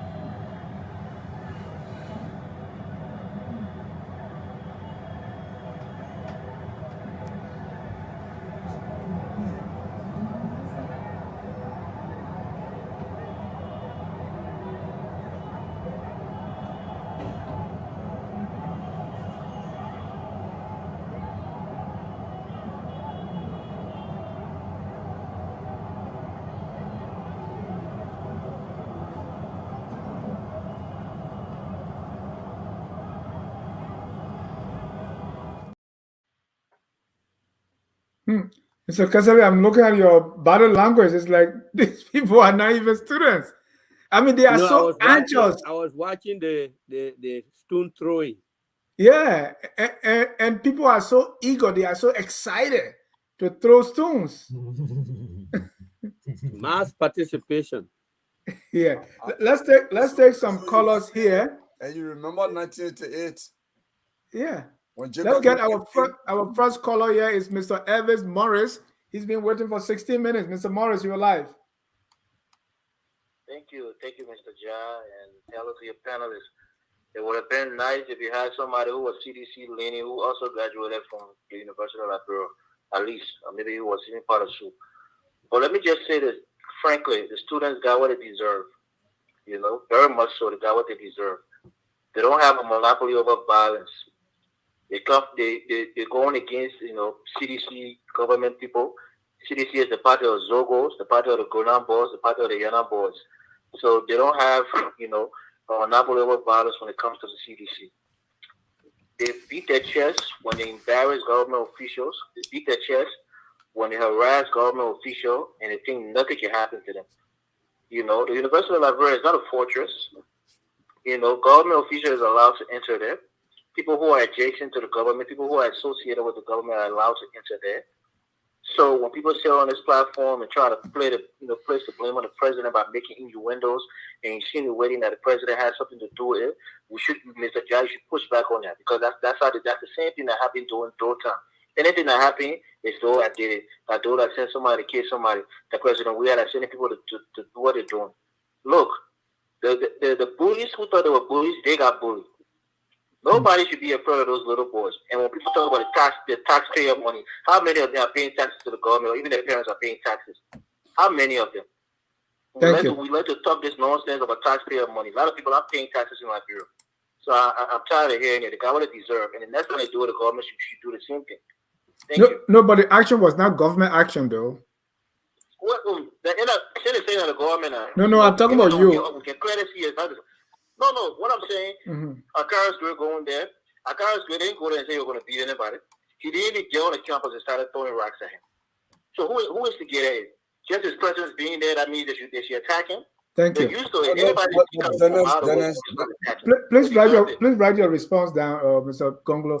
Let's take a few more callers. Let's take our next caller here. Your name and where you calling from? 508 area code. Your name, please. Hey, Dennis, are you talking about me? Yes. When your line is open, it's you. Your name and where you calling from? This is Joshua Bang, calling from Massachusetts. Go ahead, Joshua. Exactly in Worcester. Dennis, I just want, first of all, let me thank you for the show. My first time calling, and also your panelists. Thank you for speaking up on such an event that happened yesterday in our country. But how soon have we forgotten Liberians? How soon? I mean, this is saddening. We just came out of war. And one of the things I always hear Liberians saying that, oh, we can't go back to a war. But look around our neighboring countries. Go to Mali. Go to Somalia. Go to Ethiopia. Even Nigeria. Militant groups are growing up in Africa right now. And all political parties and university students can do is to form militants. I totally kick against everybody. The students, Honorable Gray, the police. I mean, we need to stop this thing. And one of the guys spoke in the Senate yesterday, I think either today, Senator Kuhn. Yeah. He told the police, if anything happening in this country, either we'll be going back to the bushes or being exiled. We're sitting on the AC and we think we have privilege, and we're not speaking up for this peace that we talked about. So I listened to your previous caller, not to attack anybody, but we in the diaspora, people, come on, man. We came here to learn. We came here to improve ourselves and our country. How can we not see when things going wrong in Liberia? We need to stop this. We got to speak up. Because if not, we might end up in the dark days again. I'm telling you, people. Yeah. We're not better than Somalia. We're not better than Ethiopia. Liberians need to open their eyes and make sure that we save our country. If not, we invite ECOWAS and UN back to our country. Thank you so much for the show. Thank you, Joshua.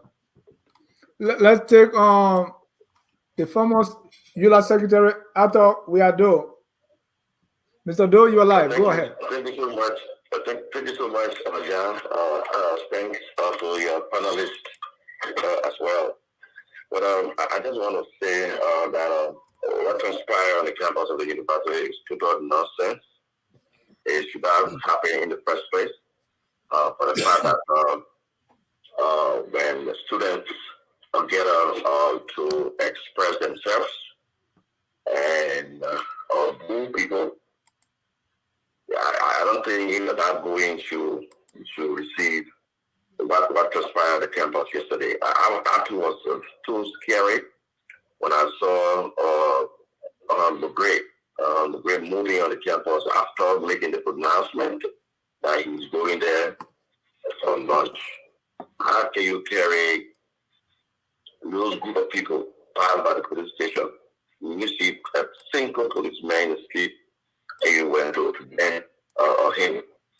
That is why some of the things that are happening when Congo is describing it, see the president doing it for him. So some of us, we say probably she does. For the fact that Akara's brain himself, there's no difference between what Grady Harrison did and Akara's brain was that Grady Harrison took guns there. But Akara did not take guns there. But those groups that he took there, they went there for a purpose. They went there to kill. And from the clip that you produce, tonight I watched, it is scary. And I got the reference to the embassy incident when Sugala is from the American embassy. He made reference to that. So he went, he followed Akara's grave to go heal, to go and do harm. Now he said, I don't think it was necessary for what Akara did.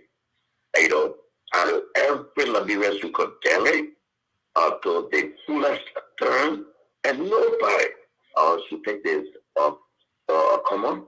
It is a threat to the state. It is the threat to the government itself. Because Liberia is down to the wall. After 15 years of civil war, we still marching on the campuses of the University of Liberia, and then carrying logos. We call them students, and they are clearly making reference to the United States Embassy incident where Sud went there. That is uncalled for. That is total nonsense.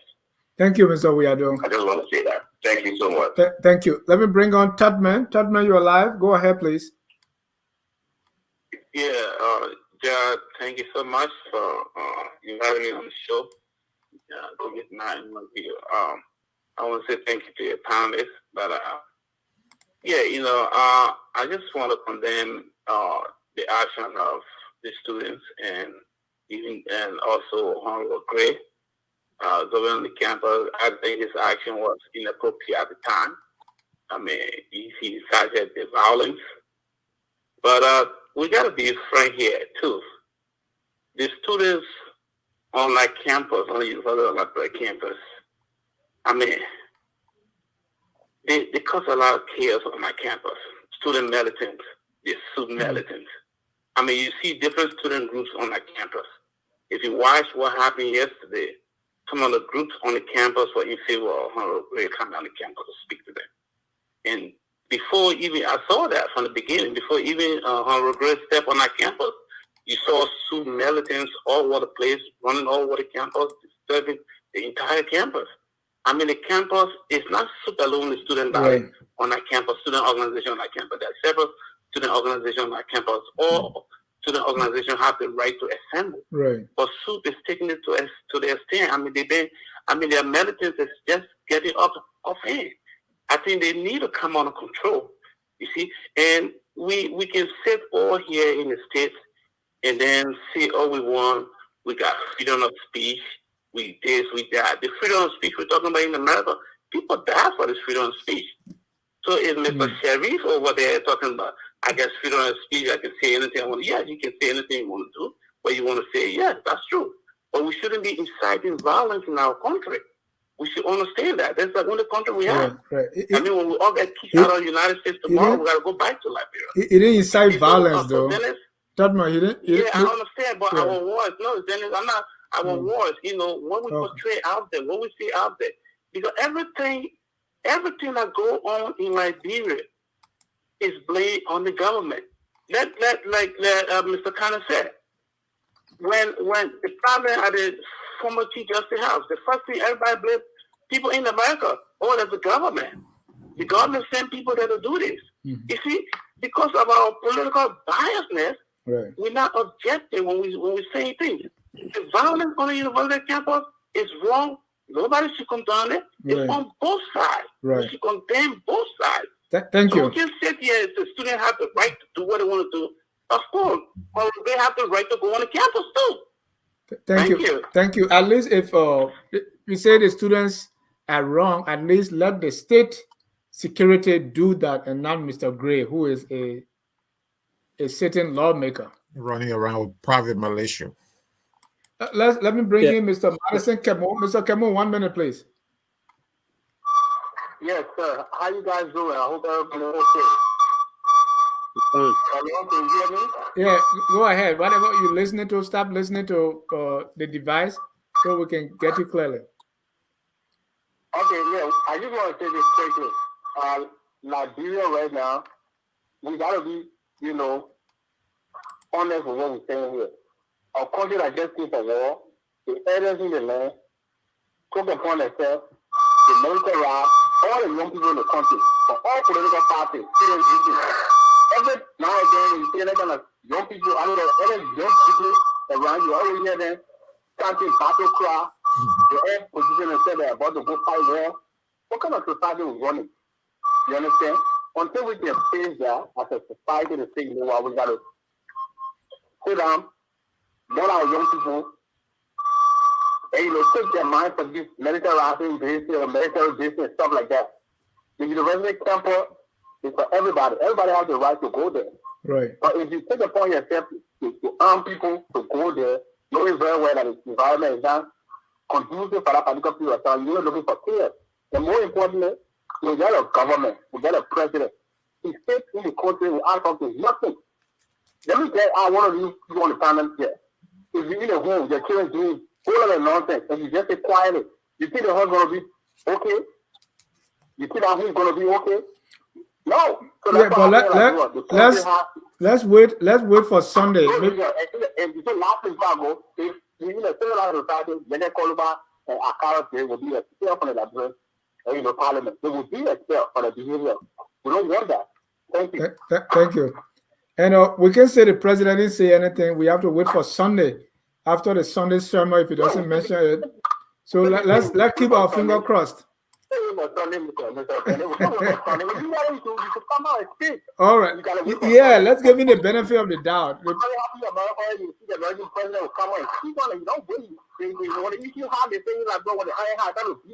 All right. Thank you, Mr. Kemo. Let me bring in our friend from Honolulu, Easton Brooks. Yeah, hello everybody. Mr. Jai, you and everybody made some valid points on the show today, but I just want us to slow down right now and let's see this thing for what it is. Now, all last week, Mr. Gray said he was going to come on the campus. Everybody knew what's going to happen. There is nobody in the legislature, none of his friends, none of the members of the opposition, none of the members of the government, and perhaps not even the president. Like, everybody saw this thing coming on yesterday, and nobody in the Liberian society, including us in the diaspora, or some people that have contact with Mr. Gray, nobody was able to prevent this thing from happening. Nobody. This is to show where we are, where Liberia is today. I'm telling you, the climate back home is very, very fragile. It's extremely fragile. And everybody is to share the blame. Yes, the students are also part and parcel in sharing the blame. But this could have been prevented had Mr. Gray shown some degree of maturity. Like, come on. Nobody loves Liberia so much to make Liberia bigger than them. To say, for the love of Liberia, I will not go on the campus. We'll find other ways to negotiate with the students, to find out, to meet a common ground with the students. We, I use the word we, including me, we're all incapable from preventing this incident from happening yesterday. If the society is breaking down, this stuff is serious than we think it is. It's more serious than we think it is. And I pray that things will normalize and get better back home. But now I am very afraid that these things are just little sparks of fire here and there that is going to lead to a big flame someday. That's all I got to say, and I will continue to follow. But everybody made valid points, and I thank everybody for the show. Thank you. We have two more callers here. One is 401 area code. Your name and where you calling from? Yes, Dennis, how are you, sir? I'm great. My name is Lemek Pia. Welcome, Mr. Pia. A former student leader of the university and a veteran of the Student Unification Party. So I'd like to start off by saying, President William, Prophet Chambers, Police Inspector General Marcus Sulu, the authorities of the UL, and by extension the entire government failed the students of the University of Liberia. The caller who called earlier and said that the students deserve what they got, if that caller lives in the developed world, if he lives in, let's say, the US, it's in Minnesota. He ought to pack his bag from Minnesota and go back to Liberia to live, since the things that are happening there are good. And then I'm not saying this to back the students, but when people are in breach of the law, what do we do? The very university the students are attending, because the students' handbook, the university got rules. If there are people who do things that are not correct, you got to deal with those issues consistent with the law. If it's a violation of the rules of the university, you keep those issues consistent with the violation of the rules at the university thereof. If they extend beyond the university and you think people should be accountable, consistent with the law, then that's the path you take. But if you have a government official not being interested in using the law to find solutions to wrongs that they believe other people do, and what they use as a way of redress is to take killers, like I saw Ivorian, Supreme. Those are all known killers. They were in fact implicated in killing Guilty Lapa and Alpha Peters. And you are a government official, a lawmaker, and you take those people, storm the university, and somebody who sits in their comfort room and so that say the students deserve what they've got. Isn't that a shame? Even in America, where people breach the law, is it mob violence that is used to resolve the issue, or you apply the law? And I heard you saying from the beginning that the students are always trying to heckle government officials and they don't do so to opposition. Dennis, the opposition people don't owe the students anything. You know why the government owes them something? The resources of the country that the government presides over is for all of us. They are just opportune by being elected to say, you are in charge of managing our country and all the resources there. And therefore they owe us something. So in the case of Howard, for example, who was clearly implicated, accused in the religious process, sponsoring money given to him by Samuel 12, and he goes to the campus, the students did what they did, the booing, the calling roll, because the money he was accused of stealing was the people's money. An opposition element is not in charge of anything. They're not managing the country's resources. They're not managing the country's money. They don't owe the country anything. So why are you helping them on? Those who are managing something that belongs to you, when they are mismanaging it, right, you can help them. You have the right to do so. Let me give you an example. Let me give you an example. When opposition people sit in the legislature and pass budgets that they know is some form of corruption, I mean, they should heckle them too, don't you think? So they're not going to be, when they deal with such group of people, they're not going to heckle them as opposition. By virtue of the fact that they are elected to positions in government, they are government officials. Right. So they too have an obligation in managing the people's resources, right, in protecting the people's trust.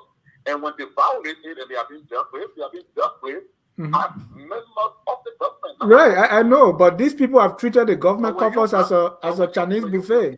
When Angela say you're not dealing with the opposition, you're not referring to opposition members who are playing governmental roles.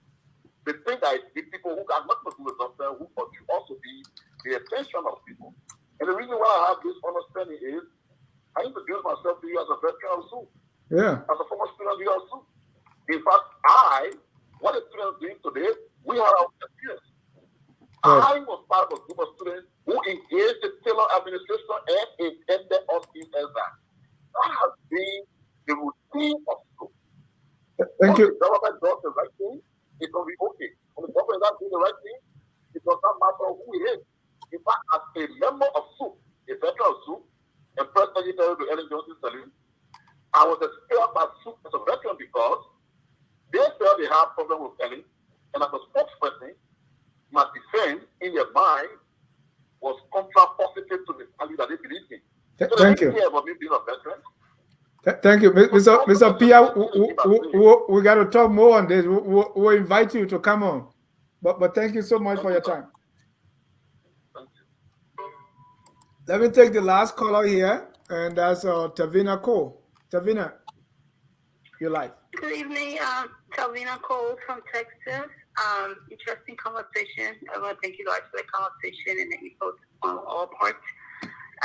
First, it's easier to put blame on one person or a couple of parties, but I think there are enough blames to go around. And we must come as a nation to call it for what it is, or individuals who know better to call it for what it is. Why the government is a failed government, corrupt, and every word we want to use for them, we must also speak to our children, our nieces, our nephews, our grandchildren, whatever it would be. Now, let me start with Carlos Gray. Yes, he should not have done what he did, because you cannot say you're going for lunch with somebody and your body language, the people you carry with you, how you went. The environment was not a healthy environment. You didn't open your door for dialogue. Right. I didn't even see spoon with him. There's no way. No. They're supposed to carry a spoon. Where was the lunch? I'm still looking for the lunch for me to eat. And if you dress that way and come on my school campus, I used to be in LA and I went to finance as well. If you come to have lunch, I'm not going to have lunch with you with that kind of behavior, with that kind of body language, with that kind of dress code. You came to fight. You came for military war. You know, so for him, I mean, it's just a sad story, just misplaced. When we were growing up, Capitol Building was a place of honor. We played in that place. We saw honorable men in that place.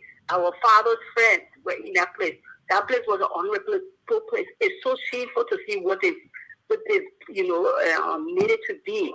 So and also Yeke, let me go to Yeke because we despise the government because of their poor leadership. So we struggle to even call our loved ones, our friends when it's going wrong. What Yeke did was a complete replica of just what Akaras did. He had no business going there. We call them Akaras go and he said, so he's not no savior. That's not his role. He's not police. He's not whatever it is. And so that unruly behavior just has to stop on both ends or all of them. And fast forward to the students. And they need to understand that this has to stop. This thing's been going in the 70s, and I was born in the 70s. I'm not ashamed to say that. Before I was born, it's been going on. They've militarized the entire campus. They fail to realize that campus is a government entity. It's not like Zion that we went to. It's not like Racing City that we went to where private school you say, well, government can't come here. It's a government institution. You need the government to fund your institution. So you need people to come there for you guys to sit down, listen to them, and let them hear your grievances so they can help them. No, even as distasteful as they are. But you cannot militarize the environment such that we want certain people here or us here, and anything that don't look like us do not belong here. We cannot. How can you live in that environment? How can you even work in that kind of environment? How can you learn in that kind of environment? Yeah. So it's about time. It's a sad thing because the students got wounded, but it's about time that we need to talk to our children, our cousins, our brothers, and our sisters. This thing needs to stop. It doesn't mean because you saw your mom and pa, or my own parents, my parents were smoking and drink, but just as an example, because I saw my mom and pa smoking and drinking, then I turn around and start smoking and drinking. I must rewrite my story. It doesn't mean because I was born with I go and born my own children respect. It's okay for me to go born my children on Broad Street or Douala or somewhere else. So we need to start that. What I was hoping to see that our carrot girl will come and sit with the students and ask them what they need. What do you guys need? Computer? You need. I see that some of your buildings looking here. Well, how can we renovate it? And then he buy computers. He renovates the building, and guess what? Even if it means that we name a street after him to say, Gray Way or Akara's Gray Road, but that is the honorable thing. Guess what? The building he renovated a whole building. He gave them computers. He fixed their license. He going so with what's his name, Yeke. What I was hoping to see Yeke sit down with the kids and say, Happy, I'll start a scholarship fund here. 100 people on scholarship on me, on me. Those are things we want to hear you guys for. But you're just using these children as tools and just all of that, it's all around us. So that's all I have to say. Thank you for the discussion. Thank you. Someone just called in. So we give you 30 seconds. We are closing down the lines. Your name, please. Yeah, go ahead, your name, and quickly 30 seconds. Hello, callers. 816 area code. Go ahead, please. You have 30 seconds. Yeah, my name is Howard. Go ahead, Mr. Howard. Yeah, thank you for allowing me to call. It just discussed to me. The reason I'm doing that is in America, yeah, it's just back to something like brother. That was just a trash culture. Mr. Sherry and Mr. Gongo, where in America have you seen students defend students are going to the campuses? Where? You two are both on Honolulu, just at a campus. beating officials of government and the state and nothing about it. Mr. Latoya McGill and someone can work on that campus to see how the realization was going on. Those kids moved those people out of that campus and ran it out. Is that something nice to do? Just do this and come to Hollywood on the campus. The bunch of red cars dirty, nobody was there to talk. Everybody started to look, but at the end of the day, who went there to have work with boys in other proportion. We need to be sincere to ourselves. Thank you. And be sincere to our blood will move forward. If you say the America just be like laws and cause not for nothing. Thank you. Thank you very much, sir. Thank you. All right. Thank you. Those are the callers, and we are way out of time. But I also want to mention, because we have journalists on the campus there, there was a guy who I watched the video that was beaten by Soup. He was in his journalist press jacket, the vest, and they thought he was from the Akaros Great Team. So they beat him up. He was bleeding from his head, and before the journalists came and rescued him. So they still throwing the violence on all sides. Let's Mr. Kessel, you want to respond to our callers? At least let's pick up one each, and for 1 minute, let's go around the room and respond to the callers. Well, my response goes to the first caller. You say he's from Minnesota? Yeah, Elvis Morris, a regular caller here. I'm shocked at his, at his view. I mean, I don't know whether his view is motivated by something he's running after, but I don't know. Does he intend to curtail the rights of students to speak? I mean, is he one of those people who thinks that you just go to class, you come from class, you go home, daybreak, you go to class, and that's student, that's how you become a student? I'm shocked, and I'm disappointed at his categorization of all these things. Now, the question is, why is he not? He's talking about president, the student. In the developed country that we sit in today and other countries, do you know? Go to Fox, go to other radio stations, see TV stations, see what kind of insults they throw at presidents, what kind of mockery, what kind of descriptions. Okay, I mean, free expression. Of course, it's boundaries and parameters. I mean, but the point we are stressing is we are not saying, yes, students, you have any right to stop anyone from coming to LU or to attack anyone who comes to LU or comes on the campus of the university. But if such thing happens, because it's word for word, Soup says, we didn't do it, it was this. This other person said, we boo, but we didn't attack him. Booing is not going to be made a crime in Liberia if this is what they wish. It is not going to be made a crime. You can boo as much as you want. Once you don't touch me, I mean, no problem. Yeah. So why are they frowning on booing? Yeah, in the case of how they touch him, they actually hit him. Exactly. Who hit him? The Soup people say that one came out of, I'm not justifying it, don't get me wrong, but they came out under the Palava Hut in their press conference that was not part of what they did. It was some girlfriend, something business that went on. If you listen to that clip, okay, so where is the police? The police will be the one to investigate and tell people what really went on, because it's going to be tit for tat. This person is going to say this happened, and Mr. Hoy is going to accuse Soup. So if the police had just got off their, I don't know what, I don't want to call it here, to go into this situation, every other thing that followed would have been averted. Thank you. Okay, so I don't know what that Morris man is thinking really, but he has to. If he's in the United States, I don't think he's learning anything, because he simply wants the students to shut up and say do nothing. University campuses all over the world have been hotbeds of, advocacy for social change. It's not peculiar to Liberia. Okay? Thank you. It is a good thing Once they exercise their rights and don't encroach on other people's rights, it's a good thing.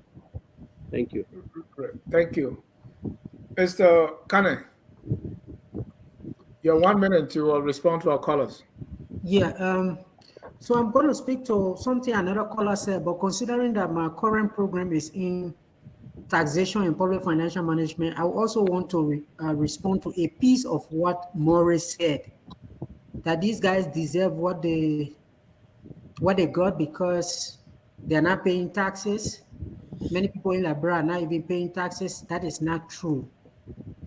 Every citizen of Liberia that buys products in that country, they're very close that those students were wearing. When they went to pay for it, they pay goods and services tax. So everybody in that country pays taxes.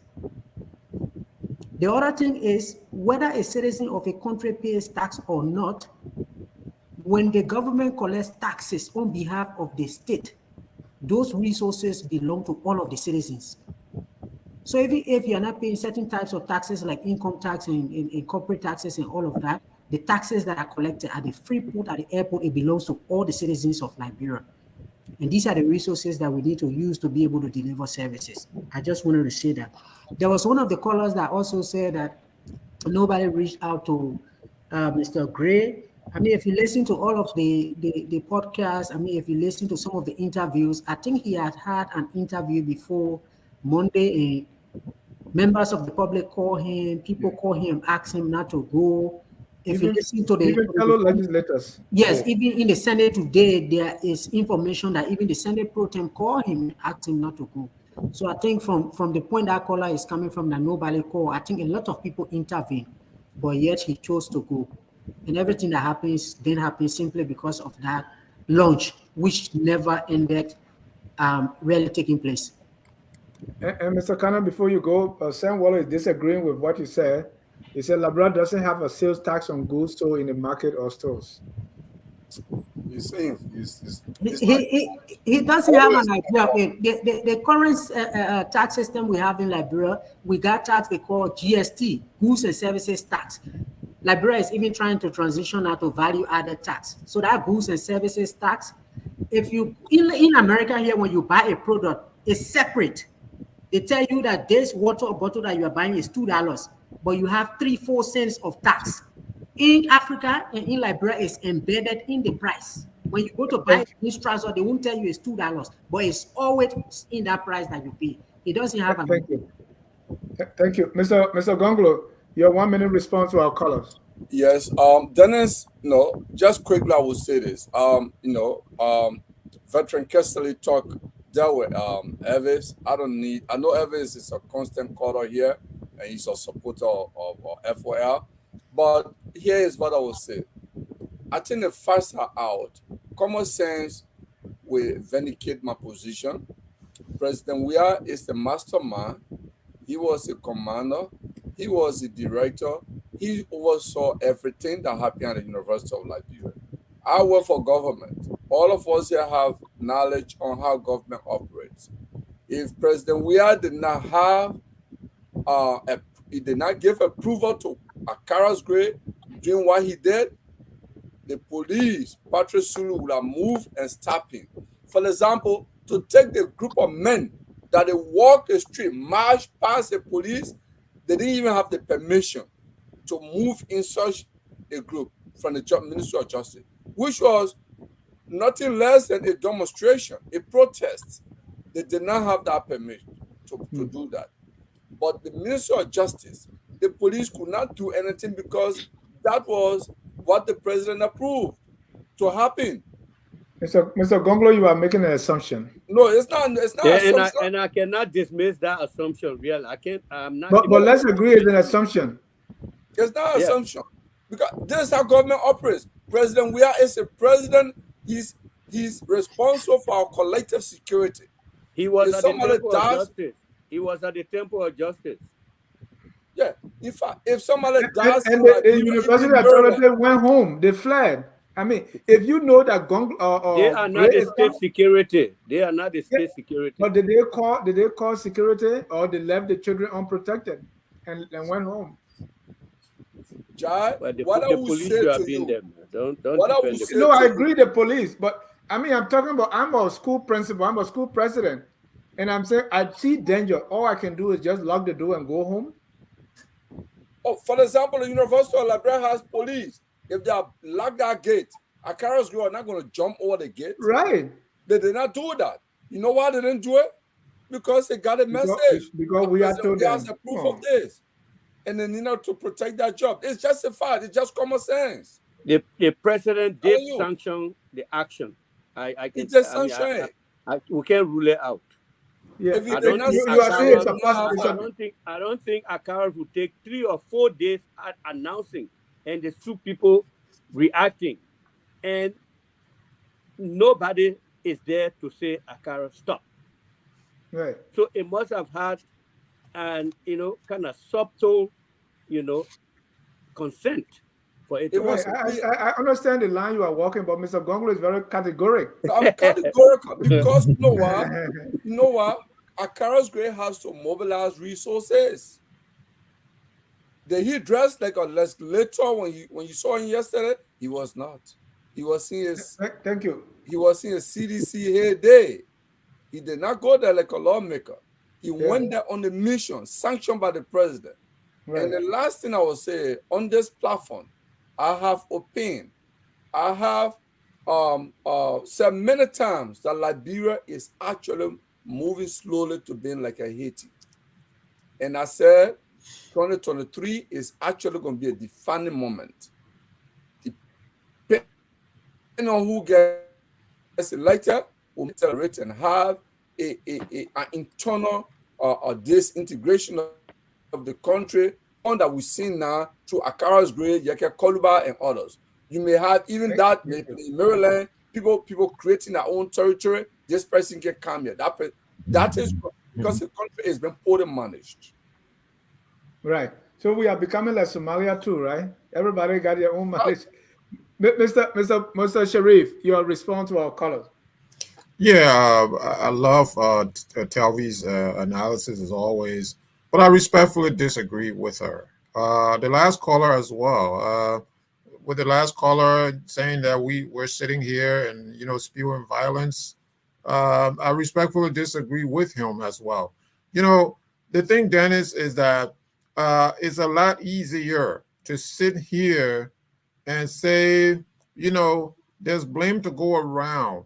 One thing in Liberia, when someone does something and they want to dilute, right, the ferocity of it, they say, "Oh, we all were responsible," like the Civil War. "Oh yeah, we all were responsible for the war." Lies. My father wasn't responsible for the war. My mother wasn't responsible for the war. Those who were responsible for the war were criminals, and they should be held as criminals, right?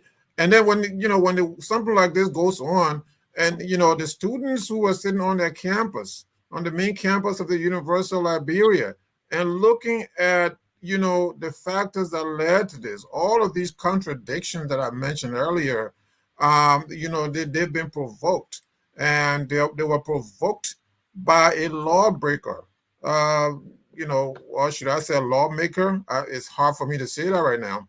By a lawbreaker who marched with private militias on campus. Dennis, where in the world have you seen this? Where in the world, name me 5 countries where a lawbreaker will march with private militias on the campus of a high institution of learning and start to beat on university students. Liberia has been a first in everything. Liberia now is becoming the bastion of violence, the bastion of lawlessness. Liberia will sooner or later surpass, the lawless areas that we've heard about, Haiti, some quarters of Haiti, some part of Afghanistan. Liberia is becoming the bastion of corruption, of violence, of inequity, of incompetence. This is a country that we have as, that we can go back to and say, hey, this is my home, my papa's land and all of this. It is time to protect your papa's and your mother's land. This is time to do that. what we're doing now is civil responsibility. In fact, what we're sitting here doing is we're serving Liberia. We are the consciousness of the Liberian nation state. We are the best that Liberia has to offer. We are among the best that Liberia has to offer. Why I say that? Because all of us on this panel tonight, what we are saying is what everyone else should be saying. Akara's Grace should be condemned. President George Weah should be condemned. All of the people who are culprits, the police director should be condemned. All these people who are aiding and abetting a private militia under Akara's Gray, the violent, the very provocative, the violent lawbreaker should be condemned. That's what we're doing. Self-proclaimed general. The self-proclaimed general. How about that? How about that, Dennis? Where in the world? But Mr. Sharif, will you condemn Yaka Koluba? Will you condemn some of those students that were violent, that were throwing stones? Again, Dennis, I go back to what people are saying now. The Civil War. Oh, we all were responsible for the war. I'm talking about Yaka Koluba. I'm talking about some of the sub-militants. Yaka Koluba, what brought Yaka Koluba to the campus of the University? Exactly. It was what is the reason why Yaka Koluba has to come on campus? It's a reaction. It's a reaction to a very violent, lawless reaction. What you say? It wasn't. Did he assault? Did Yaka Koluba assault anybody? You were talking about provocateur, right? He did not assault anybody.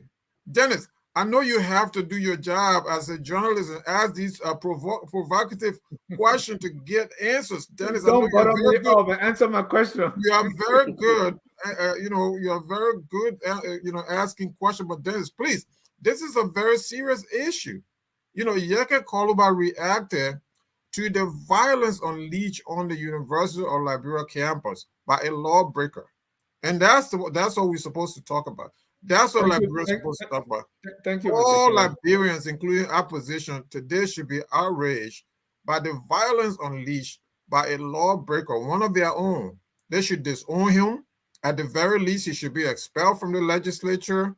At the very least, he should be prosecuted for this violence. And when you start to prosecute him, you hold Rope. Rope is going to hold Bush. He's going to bring George Weah along with him. As long as that doesn't happen, this violence is going to continue to permeate throughout the length and breadth of the Liberian nation state. And just a point before you go, I beg you. I will give you a chance for your closing. Oh, okay. I just want to throw in something because I feel by this time, Akara, you are being called to answer some questions. But they're going to focus on these poor little 5 or 6 students and cover everything else. The main corporates will not be questioned. Thank you. Thank you. Thank you also for coming. I will ask for your closing. Before that, let me announce that on Thursday, we're going to be here for Tough Talking Thursday. And so you don't want to miss that. We're going to be discussing a lot of thought-provoking issues. On Saturday, this time on the Liberia History Channel, we're going to be talking about Bassa. From antiquity to the 20th century, we're going to talk Bassa. Do you know that the Bassa people, by the 15th century, they were already in Liberia, maybe speaking Bassa? Do you know the name Bassa is a Portuguese word? Come this Saturday, and we're going to discuss Bassa, the ethnic group and the language Bassa. Well, gentlemen, thank you so much for tonight. I want to also thank our viewers. Let's go around the room, and I'll get your closing comment. Let's keep it as brief as 58 seconds. Let me start with Mr. Sharif. Yeah, Dennis, thank you. So, what I've said at the beginning of this show is what I'm going to close with. What is happening on Capitol Hill. Capitol Hill is emblematic of what is happening in Liberia, the contradiction in Liberian society, in the midst of wealth, in the midst of, endless material resources. You have in the geographic landscape, you have an institution, one of the highest institutional learning in West Africa, if not the entire Africa, where in years past, people came from South Africa, people came from Sudan, students came from Mozambique, students came from Sudan, everywhere else to come and learn in Liberia. So today, that university is a laughing stock. That university is the decadent university under the leadership of George Opon. We have, by the way, a native president, someone who came into office as a populist. He has failed the Liberian people. He has failed the university students, and that is what we should be talking about. And he has hired thugs to unleash violence on the students of the University of Liberia. And the Liberian people should be outraged. They should be condemned. This should never be tolerated in the Republic of Liberia. Thank you. Mr. Cannon. Thank you, Dennis. Like I said, I mean, when we're discussing the issue of the polarization, it's very worrisome, the state of Liberia right now. And, you know, let's not forget we are a post-conflict country. There's a lot of studies that have been done on fragility.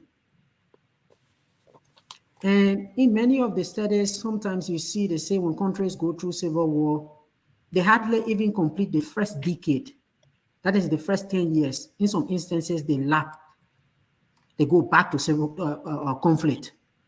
We celebrated 2013 because 2003 is normally the year we say the civil war ended. So 2013, there was a great celebration in Liberia when we were celebrating 10 years of peace and stability after the civil war.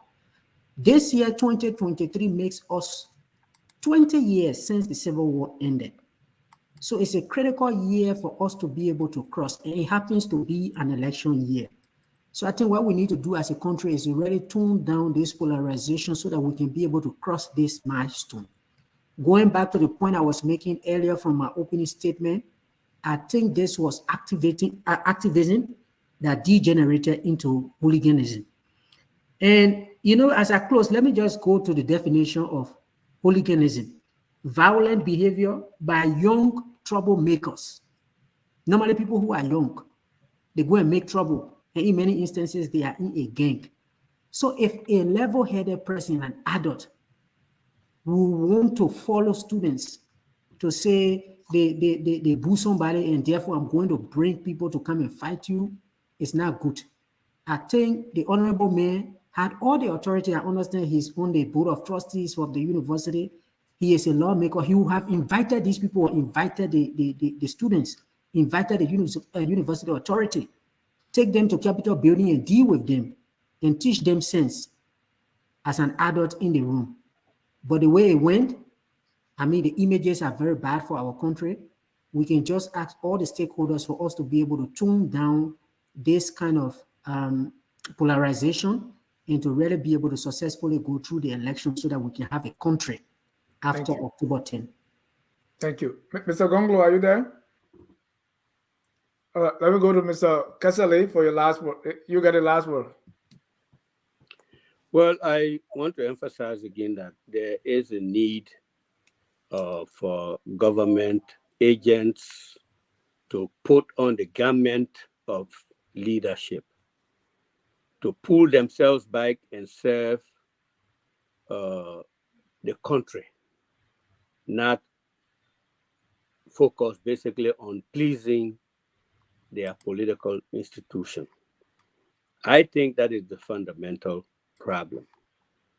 I think if the police pulls itself away from partisanship and really look at situations, it will build its credibility.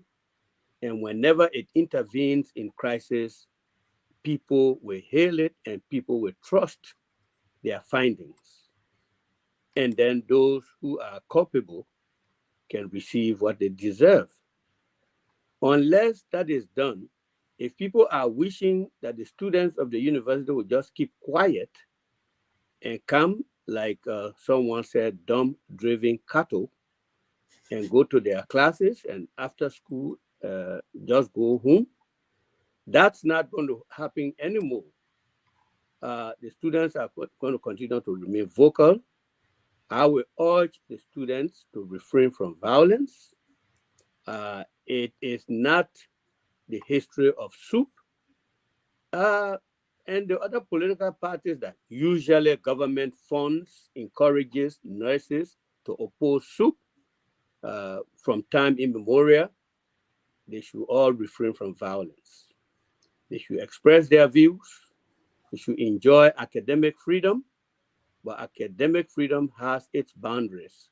You don't cross into assaults, physical assaults, and so forth. So my appeal actually heavily is on these agents of the ruling party to try at least pull themselves back and be leaders elected to do the job that belongs to everyone in the country, not necessarily be on the mission to simply serve the purpose of their party. Thank you. Thank you so much, gentlemen. And I want to thank our viewers for watching, those who commented, those who called. Thank you very much. Even those who will watch later, always watch Focus on Liberia, where we educate, we elevate, and promote all things Liberia. Until then, we close with our song that says, "We are all Liberians." Have a good night, and God bless you. We all are